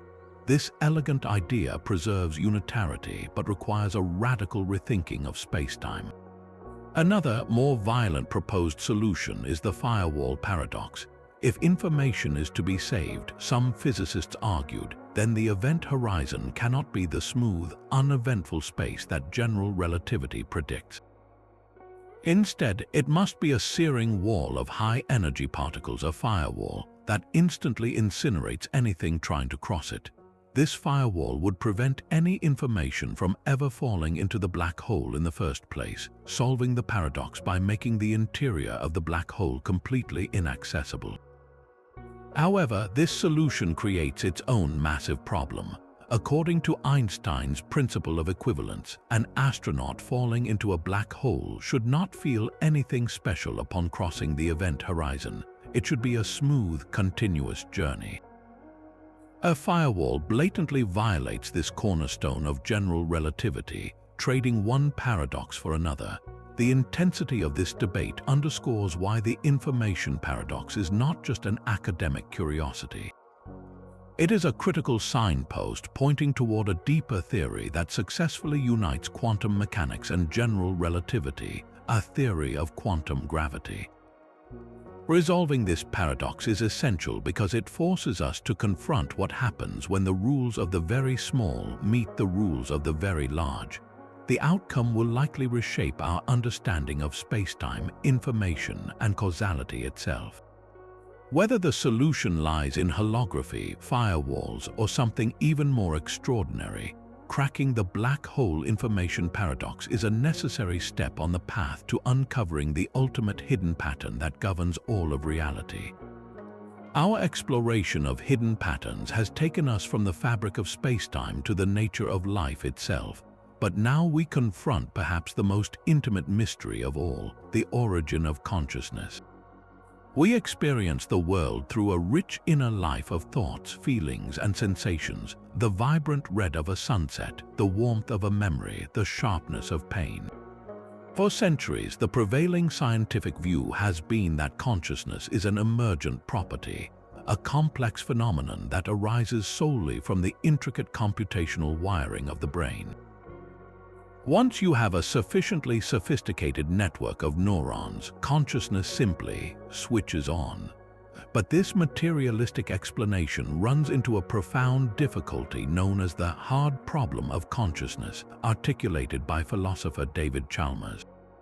The problem isn't explaining how the brain processes information or controls behavior. That's the relatively easy problem. The hard problem is explaining why and how any of this physical processing should be accompanied by a subjective, first-person experience at all. Why is there an inner world? Why aren't we just sophisticated biological robots processing inputs and generating outputs without any inner feeling? This gap between objective brain activity and subjective experience is so puzzling that it has led some thinkers to propose a truly radical alternative. Consciousness isn't something that emerges from matter. Instead, it was there from the very beginning. This idea is known as panpsychism, from the Greek words pan meaning all and psyche meaning soul or mind. It is the view that consciousness, or at least some primitive form of experience, is a fundamental and ubiquitous feature of the physical universe. Just as electrons have mass and charge as intrinsic properties, panpsychism suggests they might also possess a tiny, elemental form of consciousness. This isn't to say an electron is thinking or feeling emotions. That would be absurd. Rather, it might have a minuscule, raw feel to its existence, a faint glimmer of subjective experience so simple we can scarcely imagine it. In this framework, the human mind isn't a creator of consciousness, but rather a complex organizer of it. Our brain doesn't generate consciousness from nothing. It somehow combines or integrates these fundamental bits of proto-consciousness from the particles that constitute it, weaving them together into the rich, unified stream of awareness we all know. One of the strongest arguments for panpsychism is that it offers an elegant solution to the hard problem.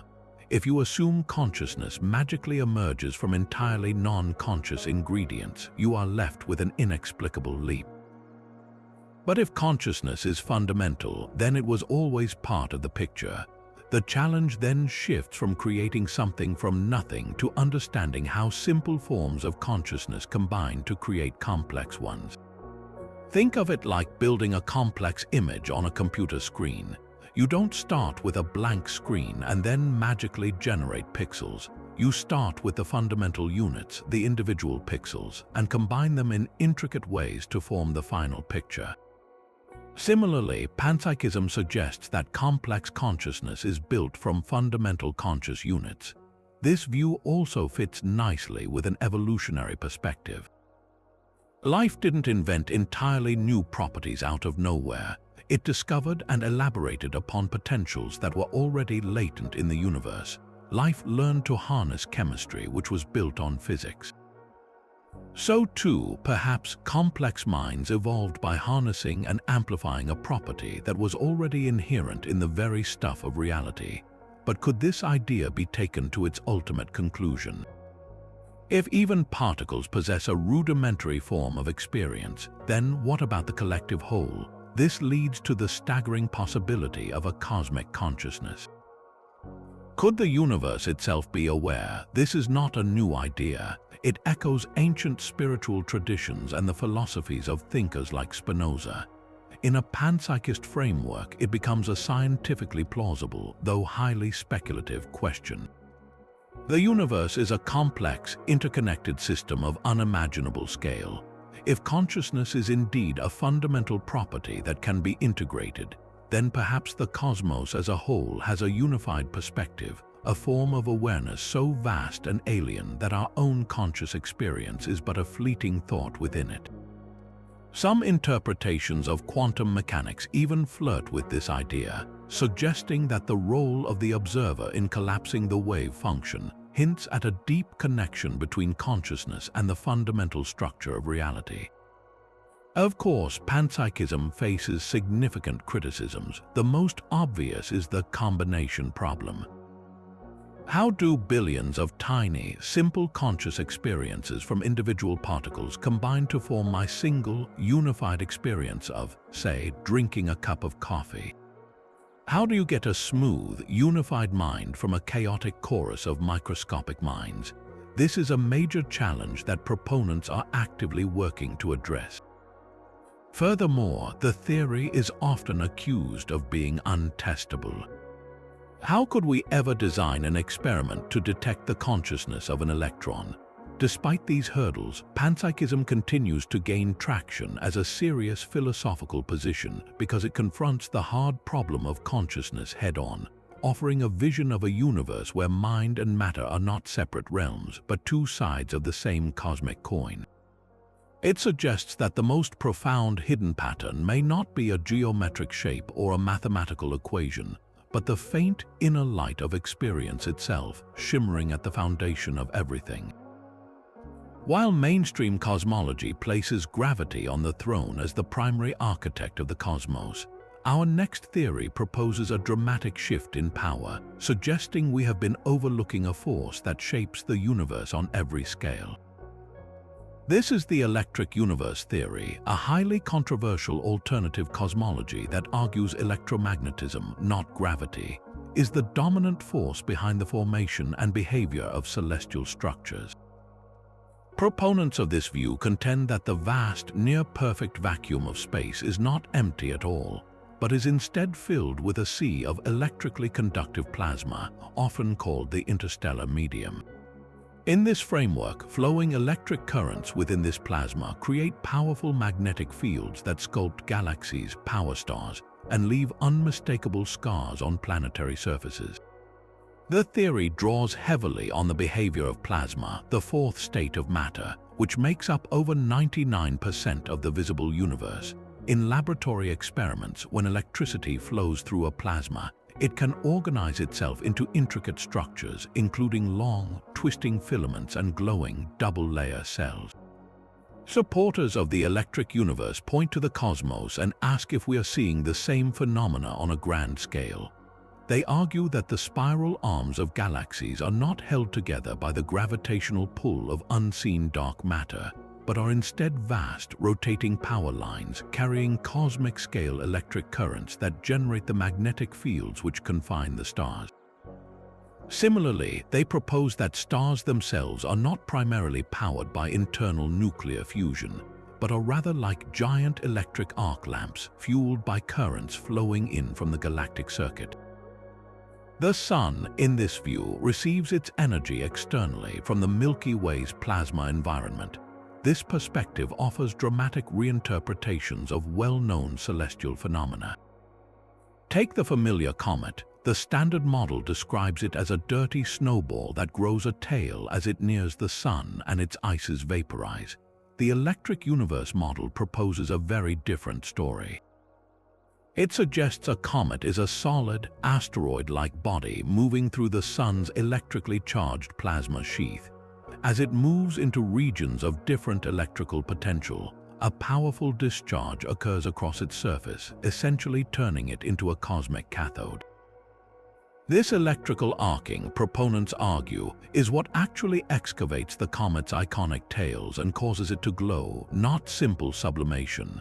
They point to features like the extremely sharp and well-defined cliffs and valleys on Comet 67P, photographed by the Rosetta mission, as evidence of electrical scarring and machining rather than gentle melting. When we look at our own planetary neighborhood, supporters see further evidence of this electromagnetic violence.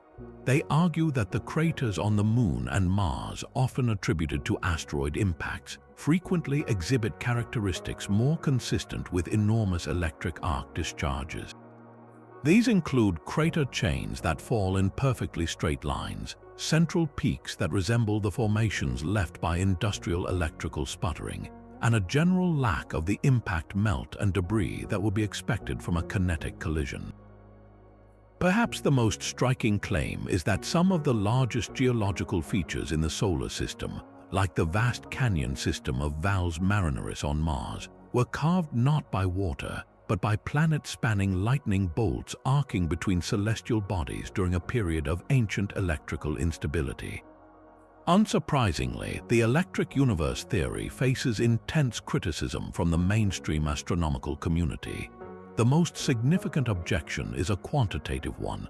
The theory largely lacks the rigorous mathematical framework that underpins standard cosmology. While it offers compelling visual analogies between plasma experiments in the lab and images from telescopes, it fails to provide detailed, testable predictions that can be measured and verified. For instance, it does not offer a precise calculation for the strength of the proposed intergalactic electric currents, or explain how they could be maintained over cosmic distances without dissipating.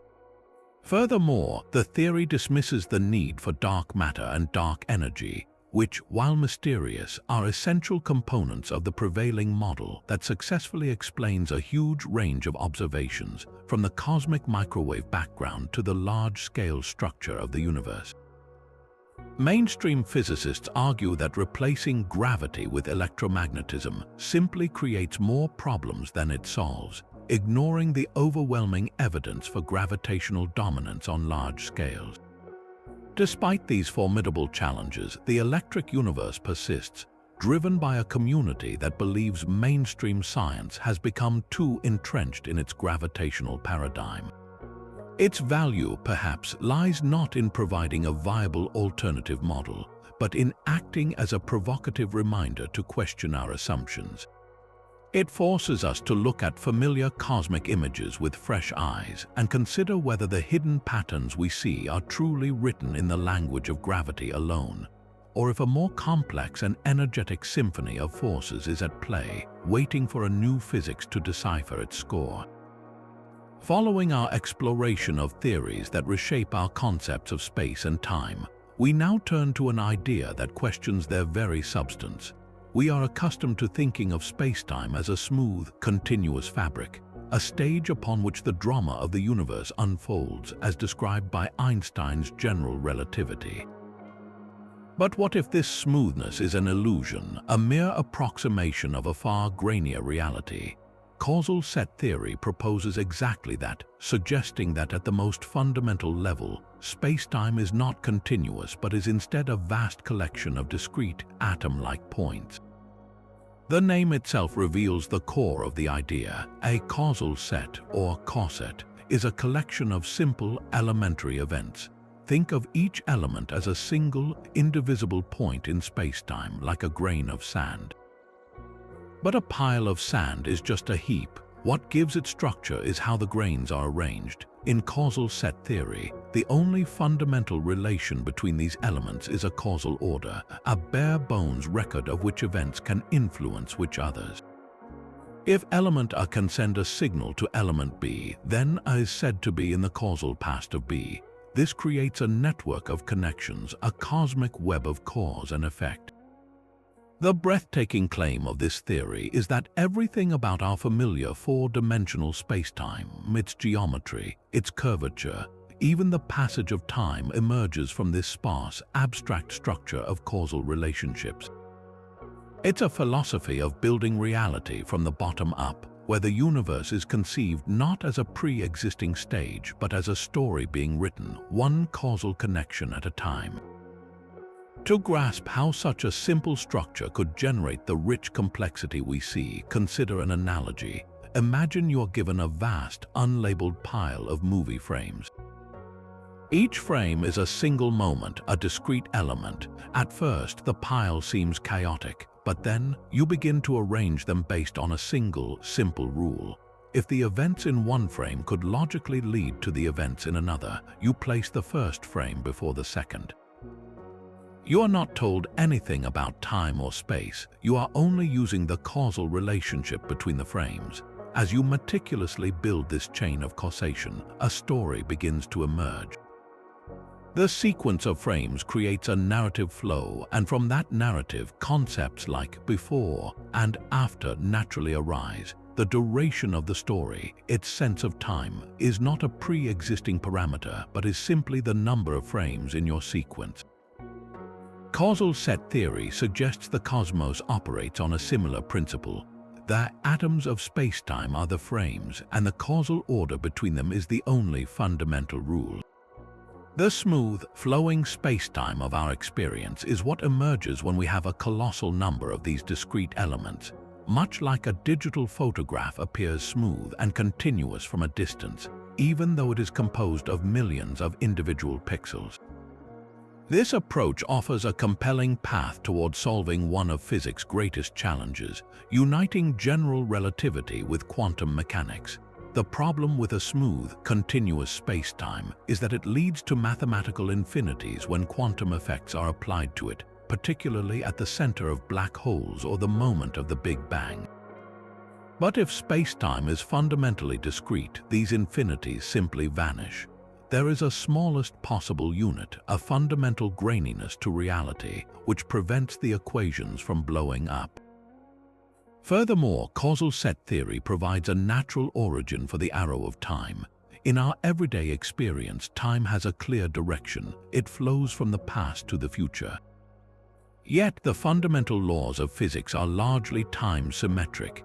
They work just as well backward as forward. So where does time's arrow come from in a causal set? The growth of the universe is the process of new elements being added to the set. This growth is intrinsically directional. The set gets larger, and this increase in the number of elements provides a fundamental distinction between past and future, offering an elegant explanation for why we remember the past but not the future. Of course, such a radical revision of spacetime is not without its challenges. The primary task for proponents of the theory is to show convincingly how our familiar four-dimensional world with its specific properties emerges from a random causal set. How does the theory generate the 3 dimensions of space we observe rather than 2 or 10? Recent research has shown promising signs that a 4-dimensional geometry can indeed be recovered from the statistical properties of a sufficiently large and dense causal set. Another significant hurdle is connecting the theory to experimental evidence. The scale at which this discreteness becomes apparent is believed to be the incredibly tiny Planck length, far beyond the reach of any conceivable particle accelerator. However, some scientists speculate that if spacetime is grainy, it might subtly affect the travel of very high-energy light from distant gamma-ray bursts over billions of light-years. By comparing the arrival times of different wavelengths of this light, we might one day detect a faint signature of spacetime's atomic nature. Causal set theory represents a minimalist and profound vision of reality, one where the universe is built not from substance but from relationship, and where the hidden pattern of causality is the true foundation of all that exists. But if the universe truly possesses a vast cosmic consciousness, as panpsychism suggests, then the relationship between the observer and the observed becomes far more intimate than we ever imagined. This brings us to a theory that takes the role of the observer from a passive witness to the central architect of reality itself. This is John Archibald Wheeler's participatory anthropic principle, an idea that emerges from the deepest paradoxes of quantum mechanics and stretches them to their ultimate cosmological conclusion. Wheeler, one of the 20th century's most visionary physicists, was deeply involved in the development of quantum theory and its interpretation. He was fascinated by the central role of the observer, exemplified in the famous double-slit experiment, where a particle's behavior seems to change based on whether we are watching it. But Wheeler saw this not as a mere laboratory curiosity. He saw it as a clue to the fundamental nature of the cosmos. He proposed a breathtaking thought experiment to illustrate his point, which he called the delayed choice experiment. Imagine we are observing light from a distant quasar, a brilliantly luminous galaxy billions of light years away. On its long journey to Earth, this light can be gravitationally bent around a massive galaxy, acting as a lens, creating 2 possible paths to our telescope. This setup is analogous to the double-slit experiment, but on a truly cosmic scale. Now, here is the twist. We can set up our detector in 2 ways. We can choose to measure which path the photon took, forcing it to behave like a particle that traveled one specific route. Or we can set up an interferometer to measure the wave-like interference pattern that results from the photon having traveled both paths simultaneously. The staggering implication is this: the photon began its journey billions of years ago. Our decision today, long after the photon has already completed its journey, seemingly determines how it behaved in the distant past. The act of observation in the present reaches back through time and influences history. Wheeler argued that this wasn't just a quirk of measurement, it was a profound statement about the universe. He famously declared that we live in a participatory universe. In this view, the universe does not exist as a predefined, finished structure out there, independent of us. Instead, it is brought into being, it is actualized through the act of observation by conscious beings. The universe generates observers, and those observers, through the act of questioning and measuring, give the universe its tangible form. It's a cosmic cycle of creation, a self-excited circuit where existence calls itself into being. Wheeler used a simple, powerful symbol to represent this idea, the U-shaped Greek letter omega, with an eye on one side looking back at the other. The universe gives rise to life and consciousness, and that consciousness, in turn, looks back and gives meaning to the universe. This leads to the most radical extension of this principle, the idea that our present-day observations might be responsible for determining the very initial conditions of the Big Bang itself. The constants of nature, the strength of gravity, the mass of the electron seem finely tuned to allow for our existence. The standard anthropic principle explains this by suggesting we live in one universe among many where the numbers just happen to work out. But Wheeler's participatory principle offers a more active role. It proposes that the universe only acquired its specific properties, its specific laws, when it finally produced observers who could look back and measure it. In a sense, we are participating in the creation of the universe's own origin story. The Big Bang was a quantum event, a superposition of all possible outcomes. It was only when a conscious observer finally evolved billions of years later that this quantum haze collapsed into one specific history, a history that necessarily led to the observers who were there to observe it. This is not about changing the past in a science fiction sense, but about the past not being fixed until it is observed in the present. This idea brilliantly blends the hard physics of quantum mechanics with deep philosophical questions about the nature of reality. It forces us to confront the possibility that information, the answers to yes or no questions posed by observers, is more fundamental than matter or energy. Wheeler's mantra was "it from bit," suggesting that every particle, every field, every force of nature ultimately derives its existence from binary choices, from bits of information elicited by an observation. While this vision is not a mainstream scientific theory in the sense of making testable predictions, it serves as a powerful metaphysical framework that challenges our deepest assumptions. It suggests that the search for the universe's hidden patterns is not a dispassionate examination of an external world, but an active, participatory dialogue. We are not just deciphering a cosmic code. Our very act of questioning is part of the code itself, weaving the tapestry of reality into existence with every observation we make. But what if the key to understanding our own universe's explosive birth lies not in the aftermath of a singularity, but within the mysterious heart of another? This leads us to a theory that turns the cosmos inside out, proposing that we are not looking out at the universe from a special place, but living deep within the most extreme object it has to offer. This is black hole cosmology, the startling idea that our entire observable universe might be the interior of a black hole residing in a much larger parent universe.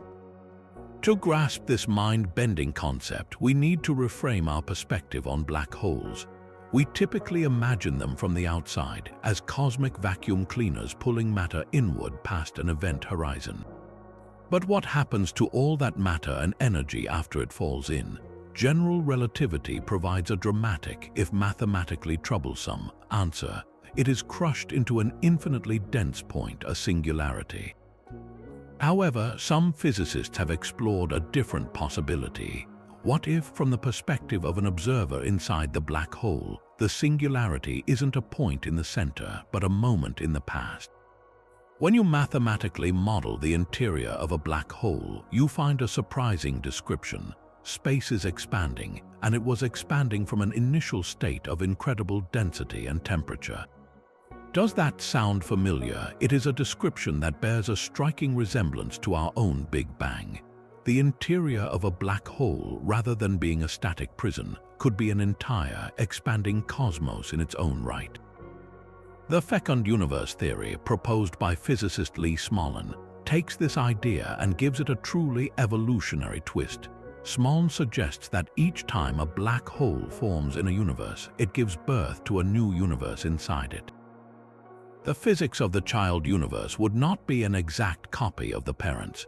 Due to the extreme conditions at the moment of the black hole's formation, the fundamental constants like the strength of gravity or the mass of electrons could be slightly different, mutated in a sense.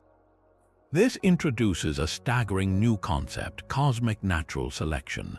Those parent universes whose physical constants lead to the prolific production of black holes would be the most successful at reproducing.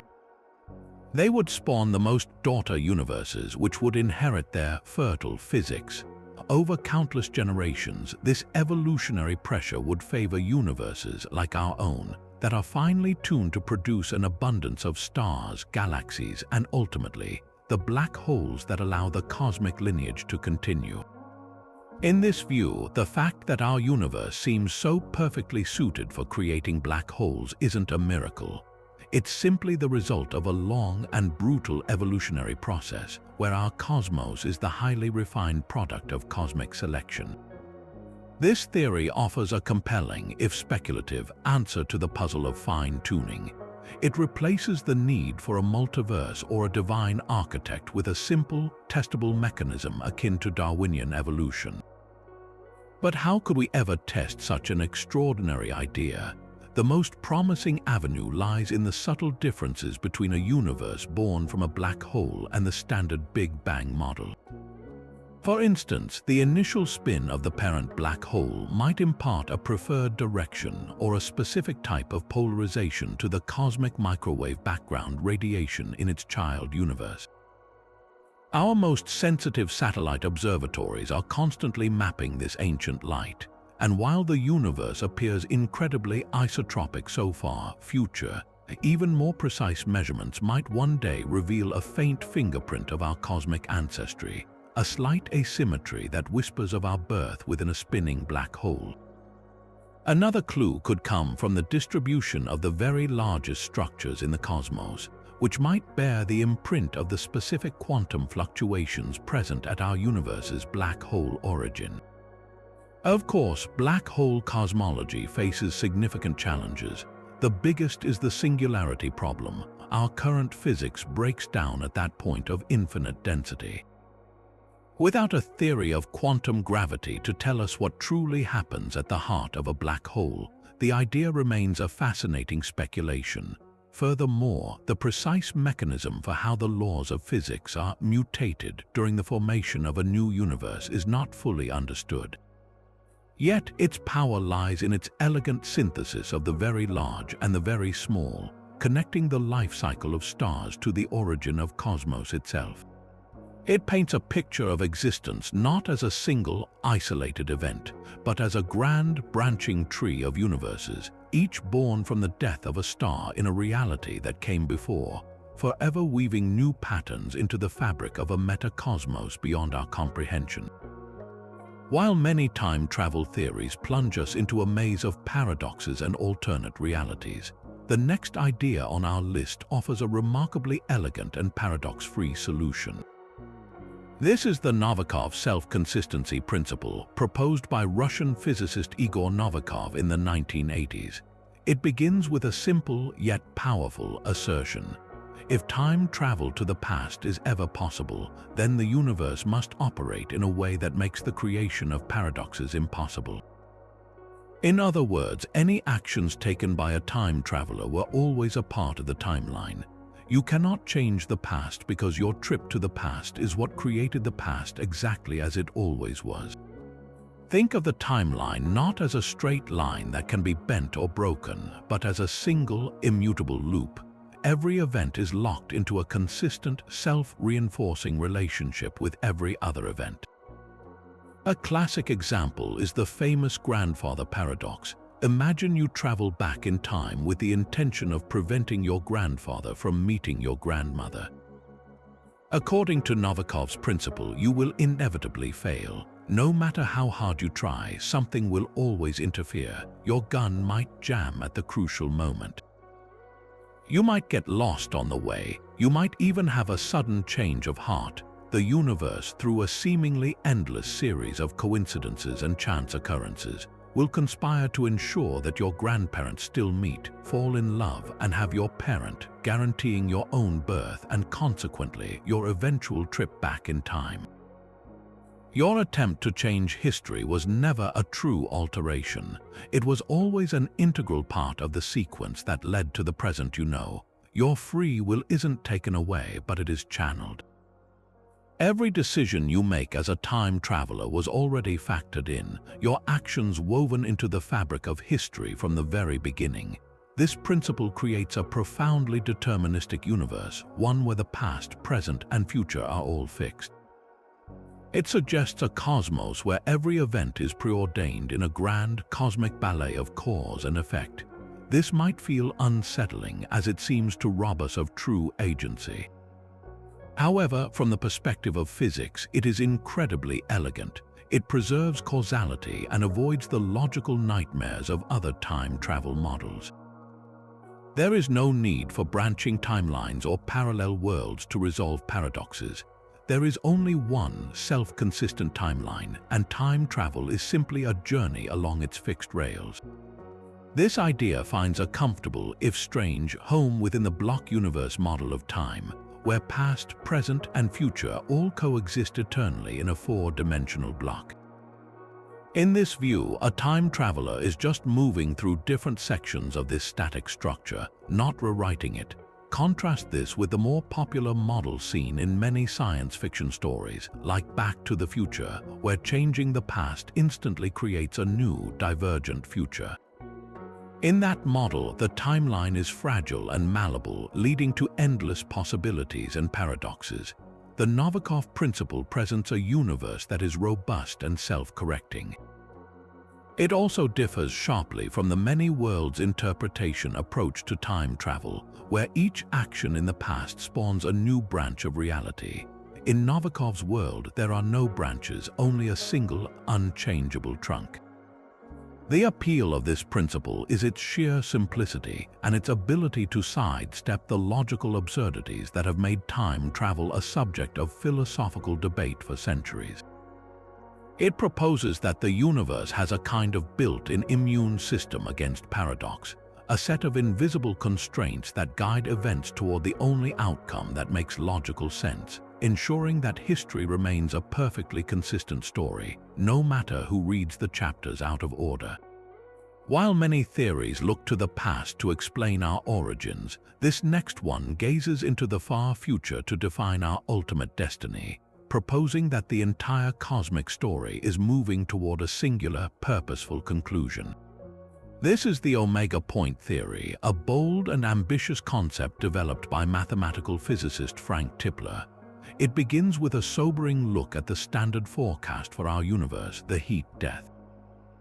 In this scenario, the cosmos continues expanding forever, stars burn out, black holes evaporate, and all matter eventually decays into a thin, cold soup of radiation, leaving a universe devoid of light, structure, and life, a permanent, silent equilibrium. Tipler, however, argues that this bleak outcome is not our inevitable fate. He proposes that if the universe eventually stops expanding and begins to collapse back in on itself in a big crunch, this final phase could become the stage for an astonishing transformation, a culmination of all information, life, and consciousness. The engine driving this transformation is the relentless progress of computation and consciousness. Tipler's theory is deeply rooted in the concept of cosmological natural selection, but with a technological twist. He suggests that as intelligent life evolves over billions of years, it will inevitably learn to harness ever greater amounts of energy and computational power. Advanced civilizations, which Tipler envisions as ultimately becoming a single, unified mind spreading across the galaxy, would continuously work to maximize their survival and processing capabilities. As the universe begins its final contraction, the temperature of the background radiation will start to rise. This might seem like a catastrophic threat, but for a sufficiently advanced civilization, it presents an incredible opportunity. The increasing energy density could be harnessed to fuel ever more powerful computers. The key to survival would be to process information faster and faster, using the escalating energy to stay one step ahead of the rising heat. This sets up a dramatic race against time, As the universe collapses toward the final singularity, the omega point, the amount of energy available for computation, increases without limit. To avoid being destroyed by the rising temperatures, the cosmic consciousness would need to accelerate its thinking exponentially. Imagine a computer that must perform a calculation before a ticking clock runs out. As the clock ticks faster, the computer must speed up its processing just to keep pace. In the final moments of the universe's collapse, the cosmic mind would be performing an infinite number of calculations in the last finite fraction of a second before the singularity.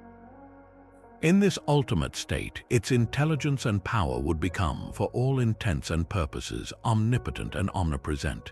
It would possess infinite knowledge and an infinite capacity for simulation. This is where Tipler's theory makes its most extraordinary claims, venturing into the realm of eschatology, or the study of final things. He proposes that this final, omnipotent consciousness would have the power to resurrect every single being that ever lived.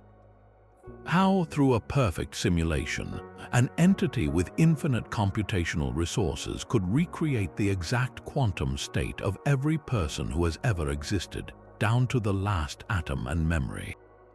From the perspective of the individual being simulated, this would be indistinguishable from actual life. It would be a true resurrection into a virtual reality of infinite possibilities and eternal existence.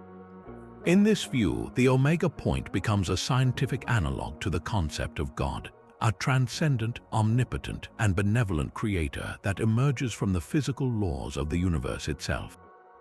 What sets Tipler's theory apart from pure philosophy or theology is his insistence that it is a testable, physical theory. He grounds it in the specific conditions required for a closed universe that will eventually recollapse. During the 1990s, observational evidence began to strongly favor an open universe that would expand forever, seemingly invalidating the omega point's prerequisite.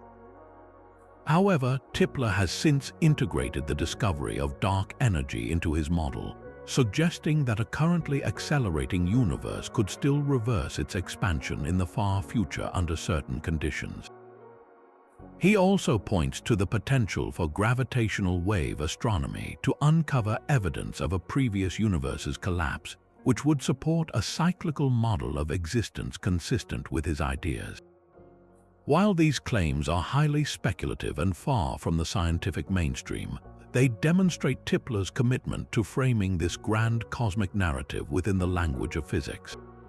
The omega point theory is a breathtaking synthesis of cosmology, computer science, and theology, offering a vision of the future where the universe itself achieves a form of self-awareness and grants a kind of immortality to all life within it, not through divine intervention, but as the ultimate consequence of its own physical laws. Yet another perspective turns the relationship between life and the cosmos completely on its head. While the participatory anthropic principle suggests we help shape a pre-existing universe, what if consciousness doesn't just observe or participate in reality, but actually constructs it?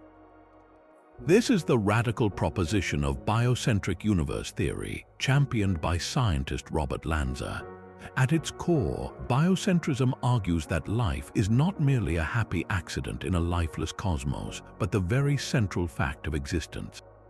The universe, in this view, is not a cold, external machine running on pre-programmed laws.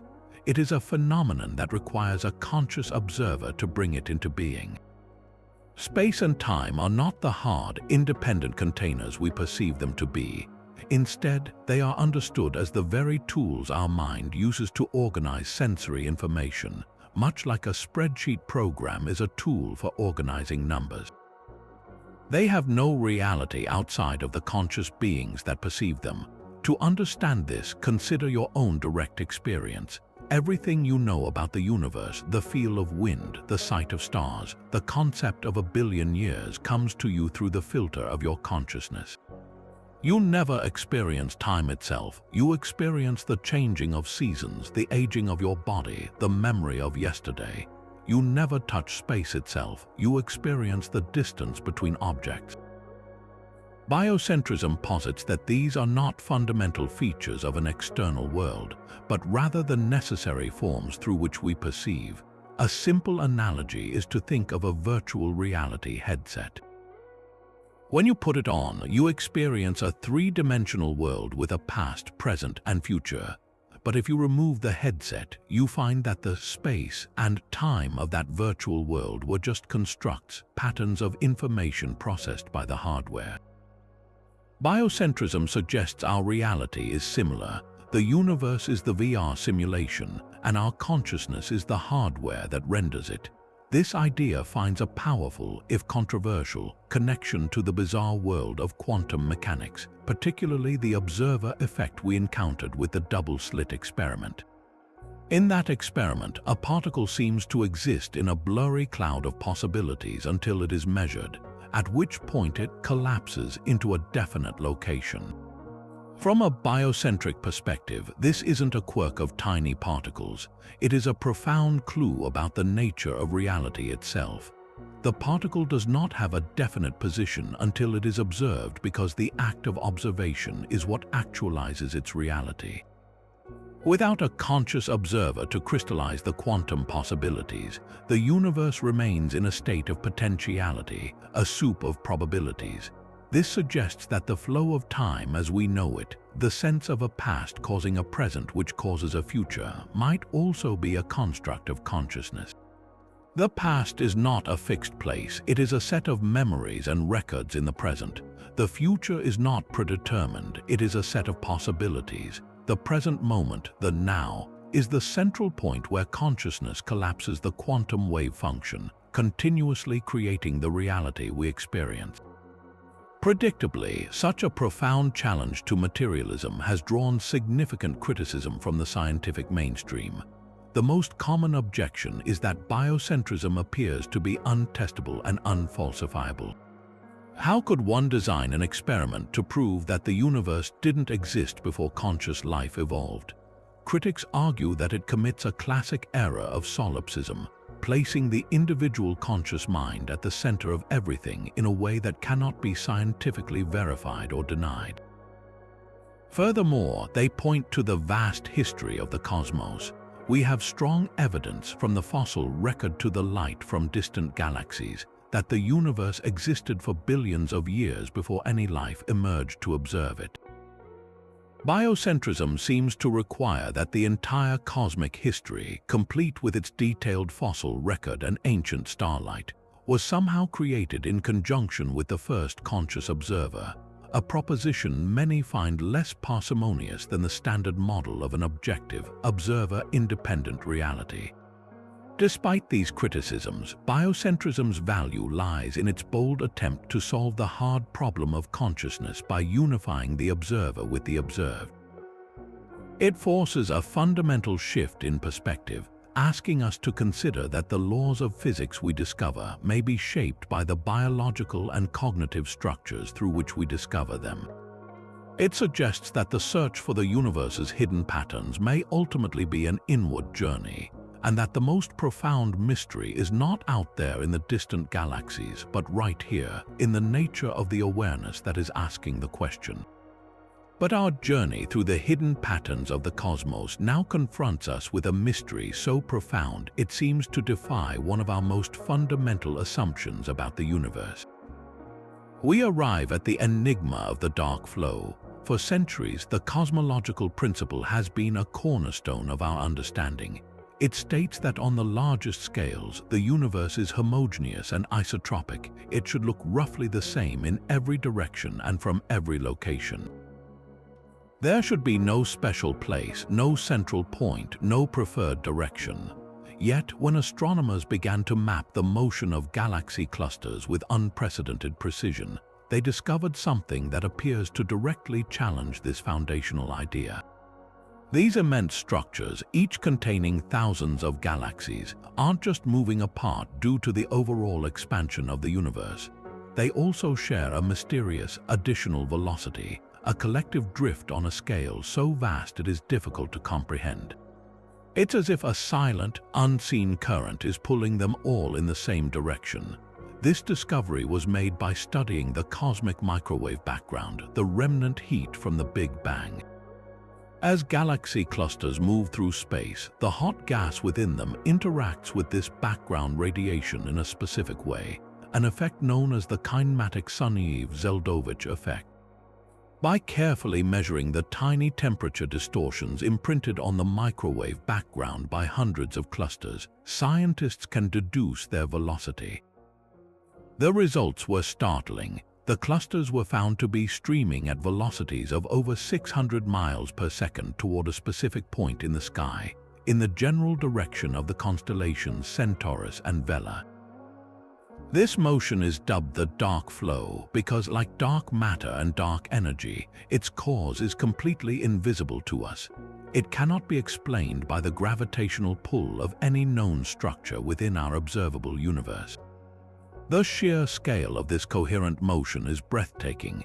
It has been detected out to billions of light years, suggesting the source of this pull must lie far beyond the cosmic horizon we can see. So, what could possibly be exerting such an immense gravitational influence from beyond the edge of our visible cosmos? One of the most dramatic explanations proposed is that the dark flow is evidence of a colossal mass, a structure of unimaginable size that lies outside our observable bubble. Remember, our observable universe is just the region from which light has had time to reach us since the Big Bang. It is not the entire universe. Beyond our horizon, space continues, and with it, the distribution of matter and energy.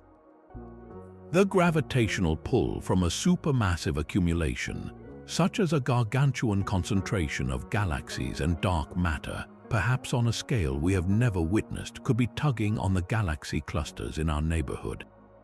This would be like living in a valley and feeling a persistent wind, unaware that just over the mountain ridge lies an enormous ocean influencing the local weather patterns. The existence of such a structure would imply that the universe is not homogeneous on the very largest scales, and that our cosmic backyard might be just a small part of a much larger and more varied meta-universe. Another, even more speculative, idea connects the dark flow to the very origins of the cosmos. It harks back to the theory of cosmic inflation. The rapid, exponential expansion of the early universe is thought to have been driven by a mysterious inflattened field. But what if that expansion was not perfectly uniform? What if there were tiny irregularities in the inflattened field itself? Some cosmologists suggest that these quantum fluctuations could have created large-scale density variations that extended beyond our observable horizon. The dark flow we see today could be a remnant of this pre-inflationary geometry, a fossilized imprint of the gravitational landscape that existed before our pocket of the universe blew up. In this view, the flow is not caused by a structure out there now, but is a memory of an uneven start, a cosmic drift set in motion during the universe's first fleeting moments. Naturally, the dark flow remains a highly controversial topic. Many scientists urge caution, suggesting that the signal could be the result of subtle systematic errors in the incredibly complex measurements, or an incomplete understanding of the physics involved in the analysis. The statistical significance of the finding has been debated fiercely within the astronomy community. However, if future, more sensitive observations, perhaps from the next generation of space telescopes, continue to confirm the dark flow, it would force a radical revision of our standard model of cosmology. It would mean that our universe has a preferred direction on the largest scales, a concept that fundamentally challenges the cosmological principle and our place in the cosmos. The mystery of the dark flow ultimately asks us whether we are truly living in a uniform universe, or if we are merely residents of a local neighborhood, forever in the gravitational shadow of something immense and unseen lying just beyond the limits of our vision. From the mystery of the dark flow to the provocative ideas of biocentrism, our quest has constantly pushed against the boundaries of known physics, seeking a unified picture. This brings us to perhaps the most ambitious goal in all of science, a dream that has captivated thinkers for centuries, the search for a theory of everything. This is not merely another theory on our list, but the potential culmination of the entire journey, the hunt for the ultimate hidden pattern, a single, elegant framework that can describe every force, every particle, and every interaction in the cosmos under one roof. The driving force behind this monumental effort is a fundamental schism at the heart of modern physics. On one hand, we have quantum mechanics, which provides an exquisitely precise description of the subatomic world. It tells us how particles like electrons and quarks behave, governing the forces of electromagnetism and the nuclear forces with stunning accuracy. Its mathematics paints a picture of a probabilistic, fuzzy realm where things can be in two places at once and reality is a collection of possibilities. On the other hand, we have Einstein's general theory of relativity, which masterfully describes the force of gravity as the curvature of spacetime itself. It explains the orbits of planets, the bending of light around galaxies, and the awesome power of black holes. The problem is that these two theories are written in completely different mathematical languages and are based on incompatible assumptions about how the universe works. Quantum mechanics thrives on uncertainty and discrete packets of energy, while general relativity relies on a smooth, continuous fabric of spacetime. When these two worlds collide, such as at the center of a black hole or the first moment of the Big Bang, our mathematics breaks down into nonsensical infinities. A theory of everything is the quest to heal this divide, to find a deeper theory from which both quantum mechanics and general relativity naturally emerge as approximations. The most famous candidate for this unified framework is string theory, which we touched on earlier. Its core proposition is breathtakingly simple. The fundamental constituents of reality are not zero-dimensional points but tiny, vibrating one-dimensional strings. The different vibrational modes of these strings correspond to different particles. One note might be an electron, another a photon, and another, crucially, the graviton, the hypothetical particle that would carry the gravitational force. This elegantly brings gravity into the quantum fold. However, for the mathematics to work, string theory requires extra spatial dimensions, typically 10 or 11, curled up into shapes known as Calabi-Yau manifolds. While this adds immense complexity, it also generates a vast landscape of possible solutions, perhaps 10 to the 500 of them, each representing a universe with different physical laws. This leads to a profound question. Does string theory uniquely predict our universe, or does it describe a multiverse of possibilities, leaving the specific rules of our cosmos unexplained? A formidable challenger to string theory is loop quantum gravity. This approach takes a very different path. Instead of proposing new fundamental objects like strings, it seeks to quantize spacetime itself. Think of the smooth, continuous fabric of Einstein's relativity. Loop quantum gravity suggests that this fabric is not smooth at all, but is woven from tiny, discrete loops, a network of intersecting threads of space. These loops form a spin network, and the evolution of this network over time creates a spin foam, which represents the fabric of spacetime. In this view, space has a fundamental graininess, much like a digital photograph has pixels.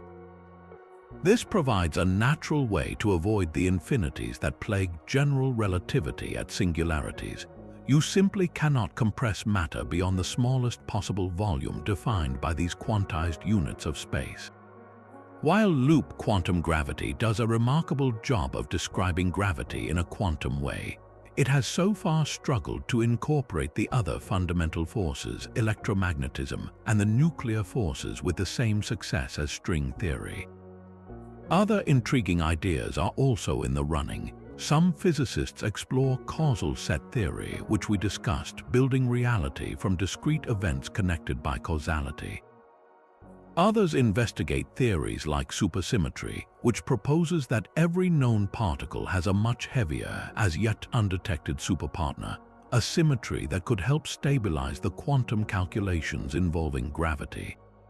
There are even more speculative notions, like Wolfram's concept of the universe as a vast cellular automaton, operating on simple computational rules. The landscape of candidate theories is rich and varied, each offering a unique perspective on what the ultimate reality might be. But what would it truly mean for humanity to discover a valid theory of everything? The immediate practical consequences might be minimal. You wouldn't build a better phone or a faster car with it tomorrow. Its power would be profound in a different way. It would represent the completion of a scientific arc that began with Newton, a final, deep understanding of the fundamental laws that have governed the universe since its inception. It would answer the how with breathtaking completeness, yet it would almost certainly not answer the why. Why do these particular laws exist? Why is there a universe for them to govern at all? A theory of everything might reveal the source code of reality, but it would not tell us who wrote the code or what its ultimate purpose might be. Furthermore, such a discovery could ironically mark an end to a certain kind of fundamental physics. While there would always be new emergent phenomena to study, like the complexities of life and consciousness, the quest for the most basic rules would be over. This would be a bittersweet moment for science, a triumph of human reason that also closes a chapter of epic exploration. The ultimate hidden pattern, once found, would redefine our place in the cosmos, not as masters of the universe, but as beings who have finally succeeded in reading its deepest, most elegant blueprint. Yet another perspective emerges from the quantum realm, one that avoids the dizzying multiverses and conscious collapses by taking a radically different starting point. It asks a simple but profound question. What if the strange probabilities at the heart of quantum mechanics are not statements about the objective world, but about us? This is the core of quantum Bayesianism, or cubism, an interpretation that reimagines the entire quantum formalism as a deeply personal guide for decision-making. The Bayesian part of the name is the key. It comes from Bayes' theorem, a cornerstone of probability theory that describes how we should rationally update our beliefs in the face of new evidence. For a cubist, a quantum state is not a description of a physical system out there in the world. Instead, it is a compact summary of an agent's, a user's subjective beliefs, expectations, and degrees of confidence about what might happen when they interact with that system. The wave function doesn't reside in the universe, it resides in the agent's mind. This perspective fundamentally reshapes how we view the infamous measurement problem. In the standard Copenhagen interpretation, the act of measurement causes the wave function to collapse from a spread-out cloud of possibilities into a single, definite outcome. This has always been philosophically troubling. What counts as a measurement? When does the collapse happen? Cubism dissolves this entire problem by reframing the collapse not as a physical event, but as a personal update of beliefs. Imagine you are about to flip a coin that is currently hidden under a cup. In your mind, you assign a 50-50 probability to it landing heads or tails. This probability represents your personal uncertainty. The moment you lift the cup and see it is heads, your probability assignment doesn't collapse in the physical world. It simply updates instantly and drastically in your mind from 50-50 to 100% certainty. A cubist argues that the quantum wave function collapse is precisely the same kind of event.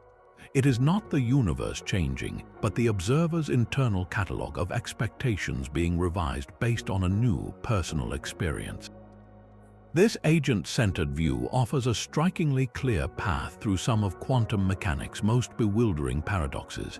Take the thought experiment of Schrödinger's cat. From a cubist standpoint, the cat is never in a superposition of being both alive and dead. That absurd description is merely a tool used by an agent, the scientist outside the box, to quantify their own uncertainty about the unobserved situation inside. The moment the scientist opens the box and has a direct experience, they update their personal quantum state assignment. There is no spooky action at a distance in entanglement either. If two particles are entangled and you measure one, you instantly gain information that allows you to update your expectations for the other. but this update is a change in your own beliefs, not a mysterious signal traveling between the particles. It is analogous to you and a friend each receiving one card from a pair. Before you look, your card could be any card. The moment you look at yours, you instantly know which card your friend holds, but no information has magically flown between you. The correlation was always there, embedded in the initial setup. For a cubist, entanglement is about the correlations in the potential experiences available to agents, not about a physical connection that violates relativity. By making quantum mechanics a personal tool rather than an objective description, Cubism carves out a unique and pragmatic middle ground in the long-standing philosophical war over the theory's meaning. It sidesteps the need for the infinite parallel worlds of the many worlds interpretation, because all those possibilities are just expressions of an agent's uncertainty. It avoids the mysterious role of consciousness in causing collapse, because the collapse is just a Bayesian update, a purely mental process. It even finds a comfortable place for the observer without making the universe dependent on human minds. In Cubism, any physical system capable of making measurements and updating its own internal state based on the results can be an agent. This could be a scientist, a cat, or even a simple robot with a sensor. The theory is about the relationship between an agent and the world, not a statement that the world is created by human thought. The power of Cubism is its ability to restore a sense of local realism and common sense to the quantum world, not by changing the mathematics, but by changing our perspective on what the mathematics represents. It tells us that quantum mechanics is not a weird description of reality, but an incredibly successful and rational guide for navigating a reality that is, in itself, full of intrinsic unpredictability. The probabilities are not a sign of our ignorance about hidden variables. They are a fundamental feature of our interaction with the world. In this view, the hidden pattern of the quantum realm is not a set of deterministic clockwork mechanisms, but a calculus of personal belief, a framework for any conscious being to make sense of a universe that offers definite experiences only through specific participatory actions. It suggests that the ultimate user's manual for reality was written not in the language of certainty, but in the language of calibrated confidence. While black holes capture our imagination as cosmic vacuum cleaners from which nothing can escape, general relativity, in its mathematical elegance, is actually time-symmetric. The equations that describe a black hole can just as easily be run in reverse, and when we do, we find the description of its theoretical opposite, the white hole. If a black hole's event horizon is a one-way street leading inward, a point of no return, then a white hole's horizon is a one-way street leading outward. Nothing from the outside universe can ever cross into a white hole. It is a region of space-time that can only expel matter and energy. Imagine a black hole in rewind. Instead of a star collapsing forever inward, you would see a fountain of matter and light erupting from a single point, violently spewing out a universe's worth of material.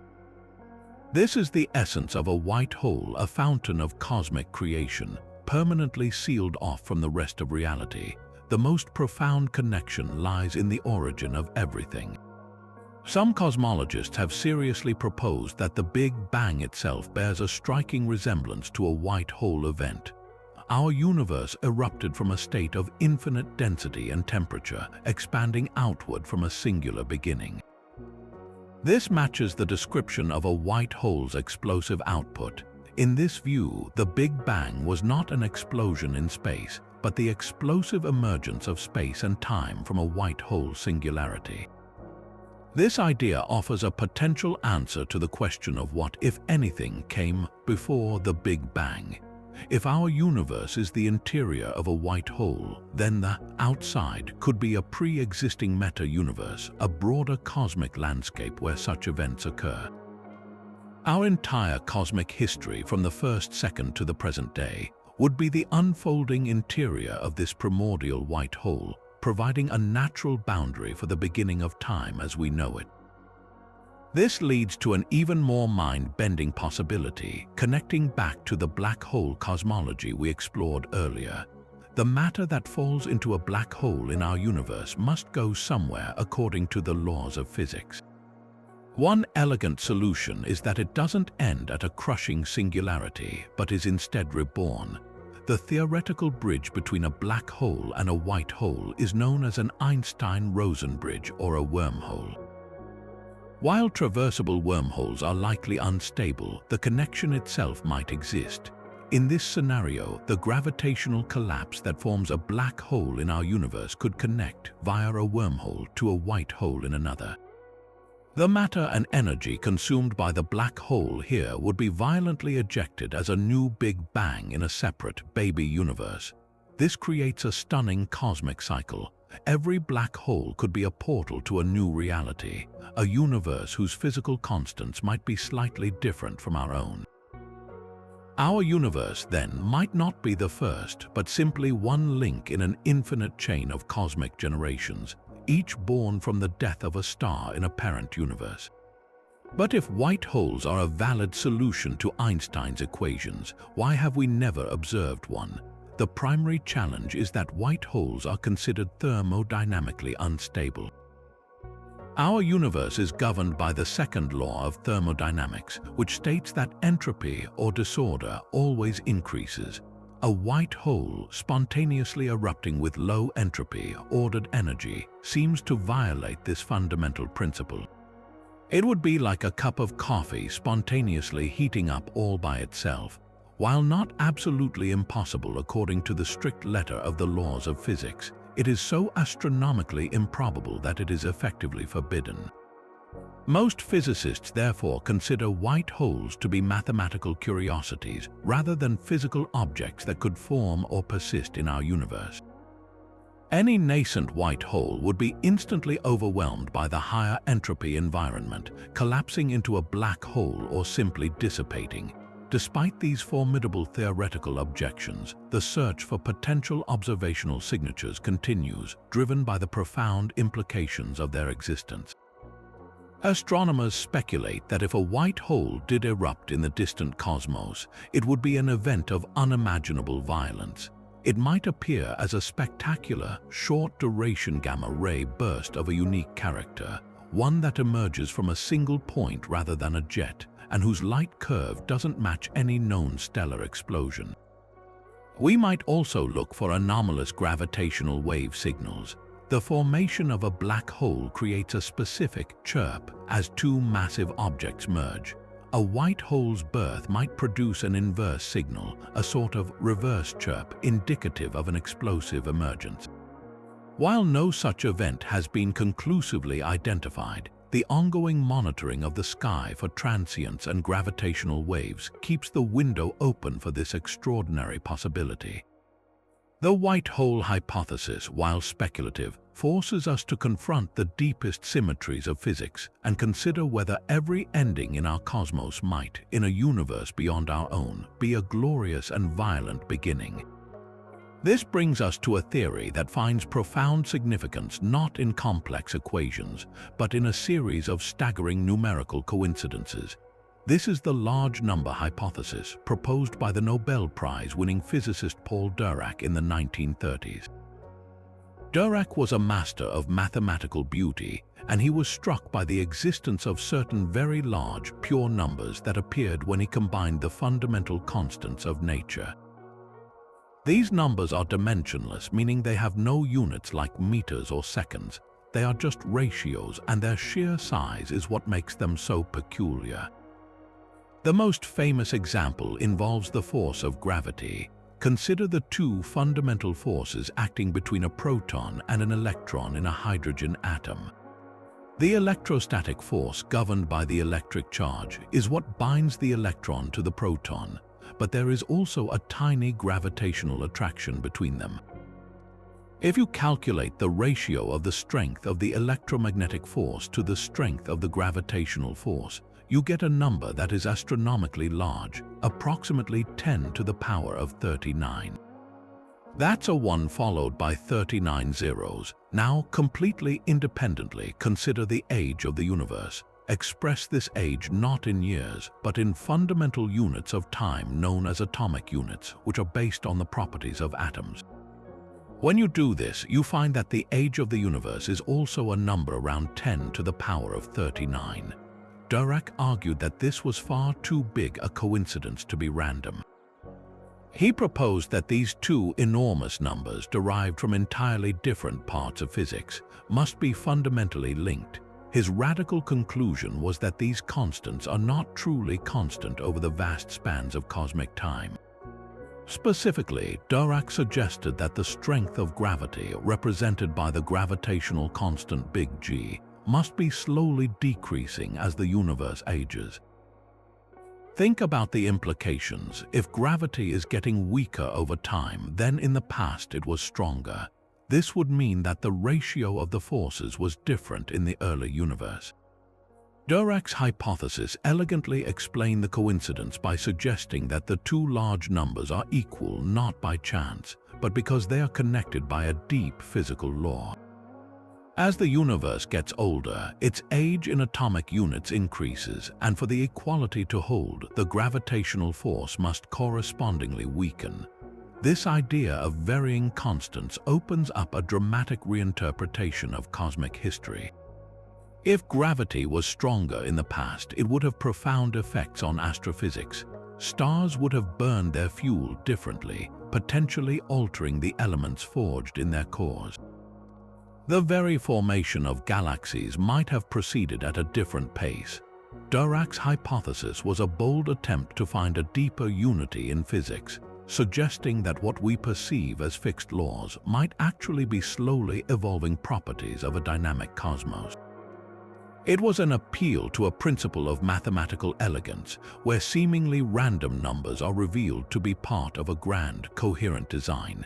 However, the large number hypothesis has faced significant challenges from experimental data. Scientists have developed incredibly precise methods to test whether constants like the fine structure constant, which governs the strength of electromagnetic interactions, or big G, have changed over time.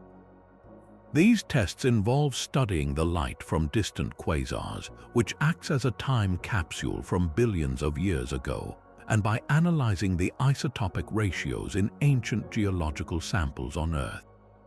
So far, the overwhelming consensus is that these fundamental constants have not varied by any measurable amount over the lifetime of the universe. The apparent coincidence of the large numbers, according to most modern physicists, remains just that, a curious coincidence without a deeper causal link. Yet, the legacy of Dirac's idea endures.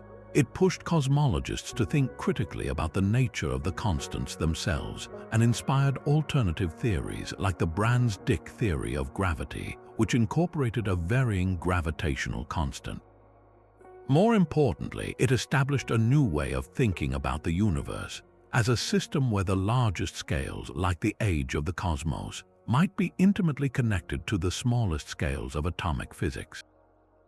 Even if the specific mechanism of varying constants is incorrect, the pursuit of such connections reflects a deep belief that the universe is fundamentally comprehensible and that its hidden patterns are written in a language of mathematical relationships waiting to be decoded.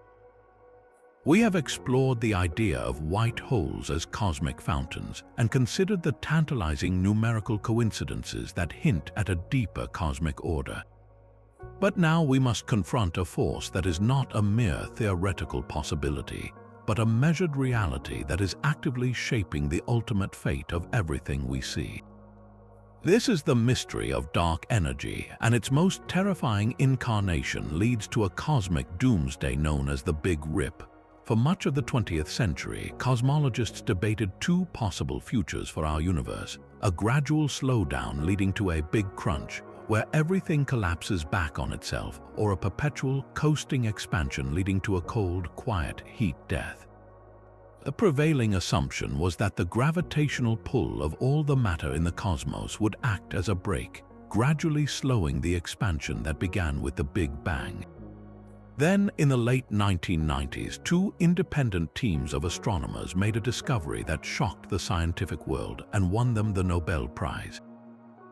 By studying distant supernova exploding stars that serve as cosmic mile markers, they found that the universe's expansion is not slowing down at all. It is speeding up. Some unknown repulsive force is overcoming gravity's pull, pushing galaxies apart at an ever-increasing rate. This mysterious force was dubbed dark energy. We cannot see it or touch it, but its effects are undeniable, accounting for a staggering 68% of the total mass energy content of the universe. Its nature is one of the greatest puzzles in all of science, and the key to understanding it lies in its equation of state, a number represented by the letter W. This value describes the pressure that dark energy exerts. If W equals -1, it corresponds to a constant energy density permeating space, often associated with Einstein's cosmological constant.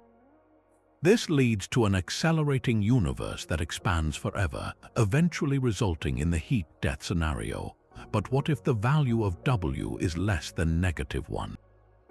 What if the pressure is even more negative? This is the realm of phantom energy, and its implications are truly apocalyptic. Phantom energy is not just a repulsive force, it is a self-amplifying one. Imagine dark energy as an odd kind of fluid filling the vacuum of space. In most models, the density of this fluid remains constant as the universe expands. But with phantom energy, the density actually increases over time. As the universe grows larger, there is more space and therefore more phantom energy, which causes the expansion to accelerate even faster, which creates more space and more phantom energy in a terrifying runaway feedback loop.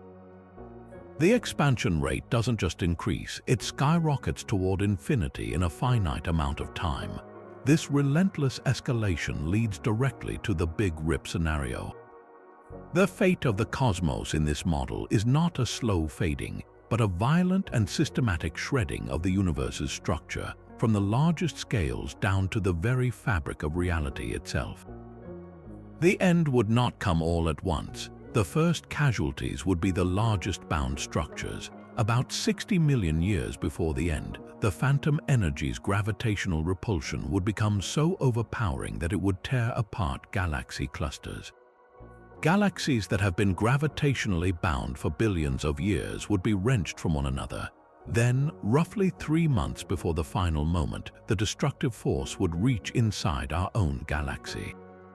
The Milky Way would be ripped apart, its stars flung into the accelerating void. Just minutes before the end, our solar system would be dismantled.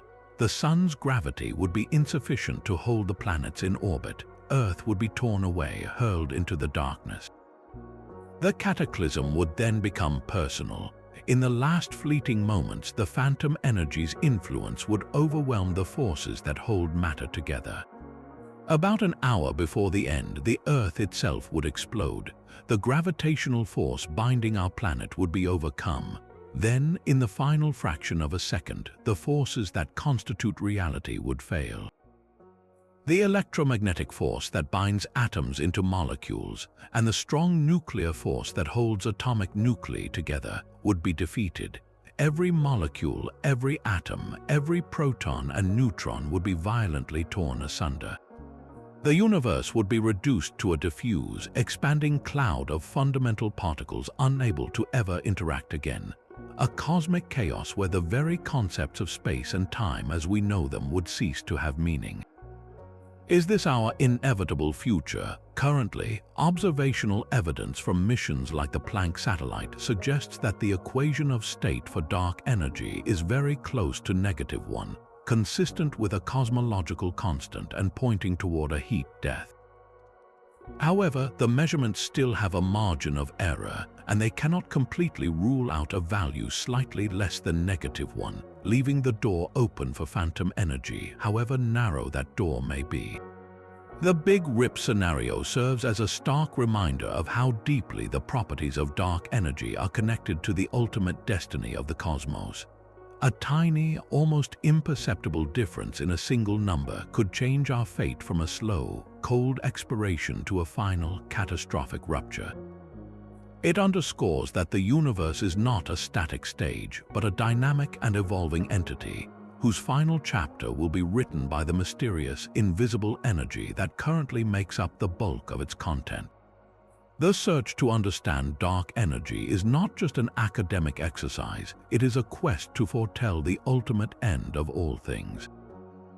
Yet after all these theories, from cosmic inflation to multiverses and holographic principles, we are still left with one ultimate, haunting question: why is there something rather than nothing?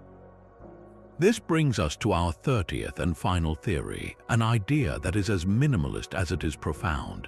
It proposes that the entire cosmos, in all its splendor and complexity, may have sprung into existence from a literal nothingness as a spontaneous quantum fluctuation. To understand how this could be possible, we must first redefine what we mean by nothing. In everyday language, nothing is simply empty space, a complete void. But in quantum physics, what we call a vacuum is far from empty. It is a seething, bubbling sea of potentiality, governed by the Heisenberg uncertainty principle. This fundamental rule states that you cannot precisely know both the energy of a system and the exact time of that energy measurement. This inherent fuzziness allows for a remarkable phenomenon: the temporary creation of particle-antiparticle pairs from seemingly nothing. These virtual particles flicker into existence for an unimaginably brief moment, borrowing energy from the vacuum before annihilating each other and paying back the energy loan. This is not just theoretical, it's a verified effect responsible for measurable forces like the Casimir effect, where two metal plates placed extremely close together in a vacuum feel a slight push from the quantum activity outside them. Now take this concept and extrapolate it to the absolute extreme. If virtual particles can pop out of the vacuum for fleeting instants, could the same quantum principles allow for the fluctuation of an entire universe? The mathematics of quantum cosmology suggests that yes, it could. In this view, the pre-cosmic void wasn't a bland emptiness but a primordial quantum vacuum, a state of no space, no time, and no matter, yet still seething with quantum potential. Within this framework, a fluctuation of monumental improbability could have occurred. A tiny bubble of false vacuum, infused with the potential for inflation, could have tunneled into existence from nothing.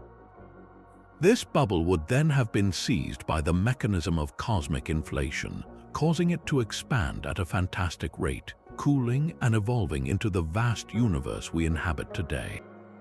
Our entire cosmic history, from the first moment of the Big Bang to the formation of galaxies and the emergence of life, would simply be the unfolding of this one incredibly stable and long-lived quantum event. In a sense, we are the product of the ultimate free lunch, a universe that borrowed its energy from the quantum vacuum, with the gravitational energy of all its matter perfectly balancing out the positive energy of creation, resulting in a net energy of zero. The philosophical implications of this idea are staggering. It suggests that the universe requires no external creator, no prime mover, and no prior cause.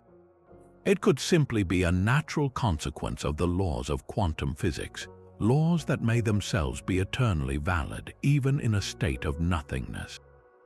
The question, what happened before the Big Bang, may be as meaningless as asking what is north of the North Pole.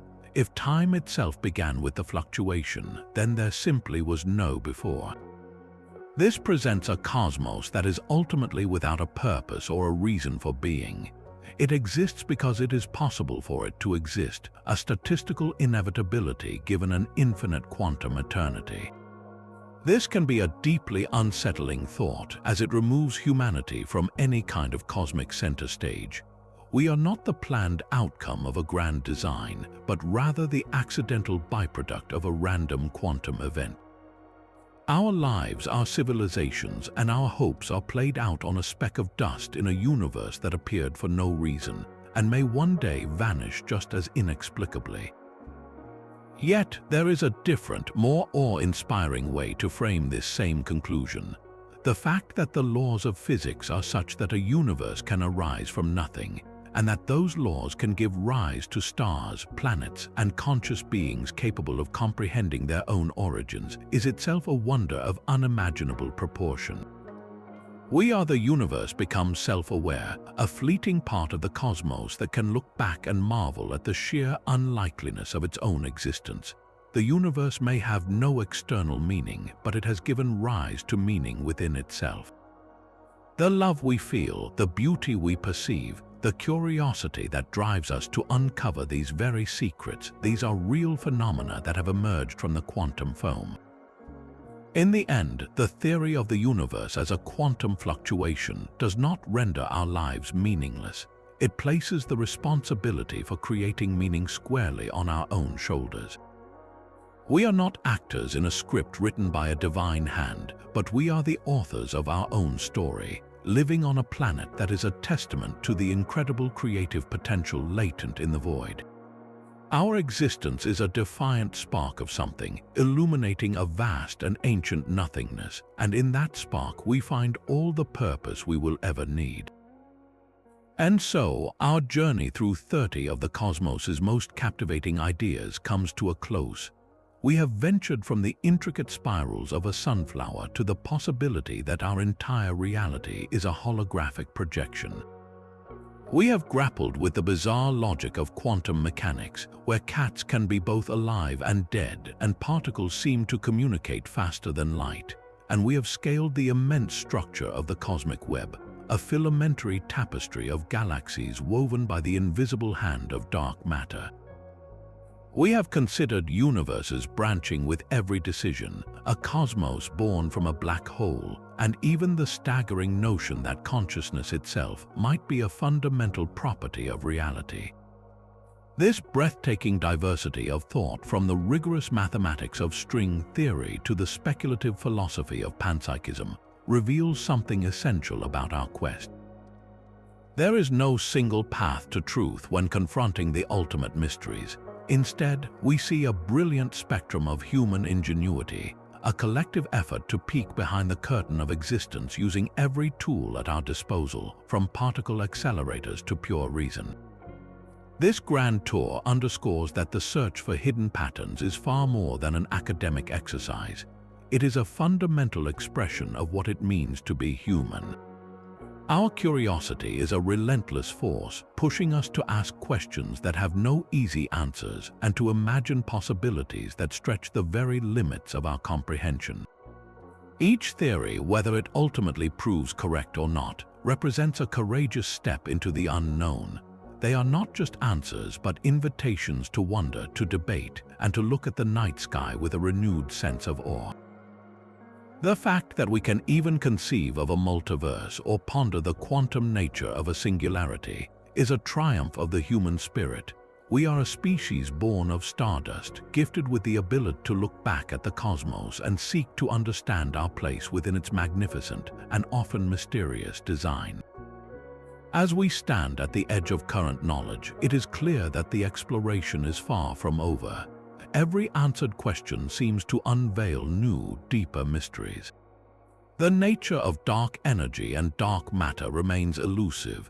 The unification of gravity and quantum mechanics is still a distant dream, and the origin of the universe and the nature of consciousness continue to challenge our most brilliant minds. The patterns are there, waiting to be decoded by future generations armed with new technologies and new insights. The greatest discovery may not be a single theory, but the ongoing, ever-evolving process of inquiry itself. So, we leave you with this final thought. After this incredible voyage through the cosmos's hidden blueprints, which of these patterns resonates most deeply with you? Does the elegant recurrence of the Fibonacci sequence in nature speak to a universal design? Does the holographic principle make you question the very nature of your reality? Or does the simple, profound courage of the human quest for knowledge itself inspire you the most? What hidden order do you believe awaits discovery just beyond the horizon of our current understanding? The conversation does not end here. We encourage you to share your favorite theory and your own cosmic ponderings in the comments below. Let's continue this exploration together. If you enjoyed this deep dive into the universe's greatest mysteries, please subscribe for more journeys to the edge of understanding. And always remember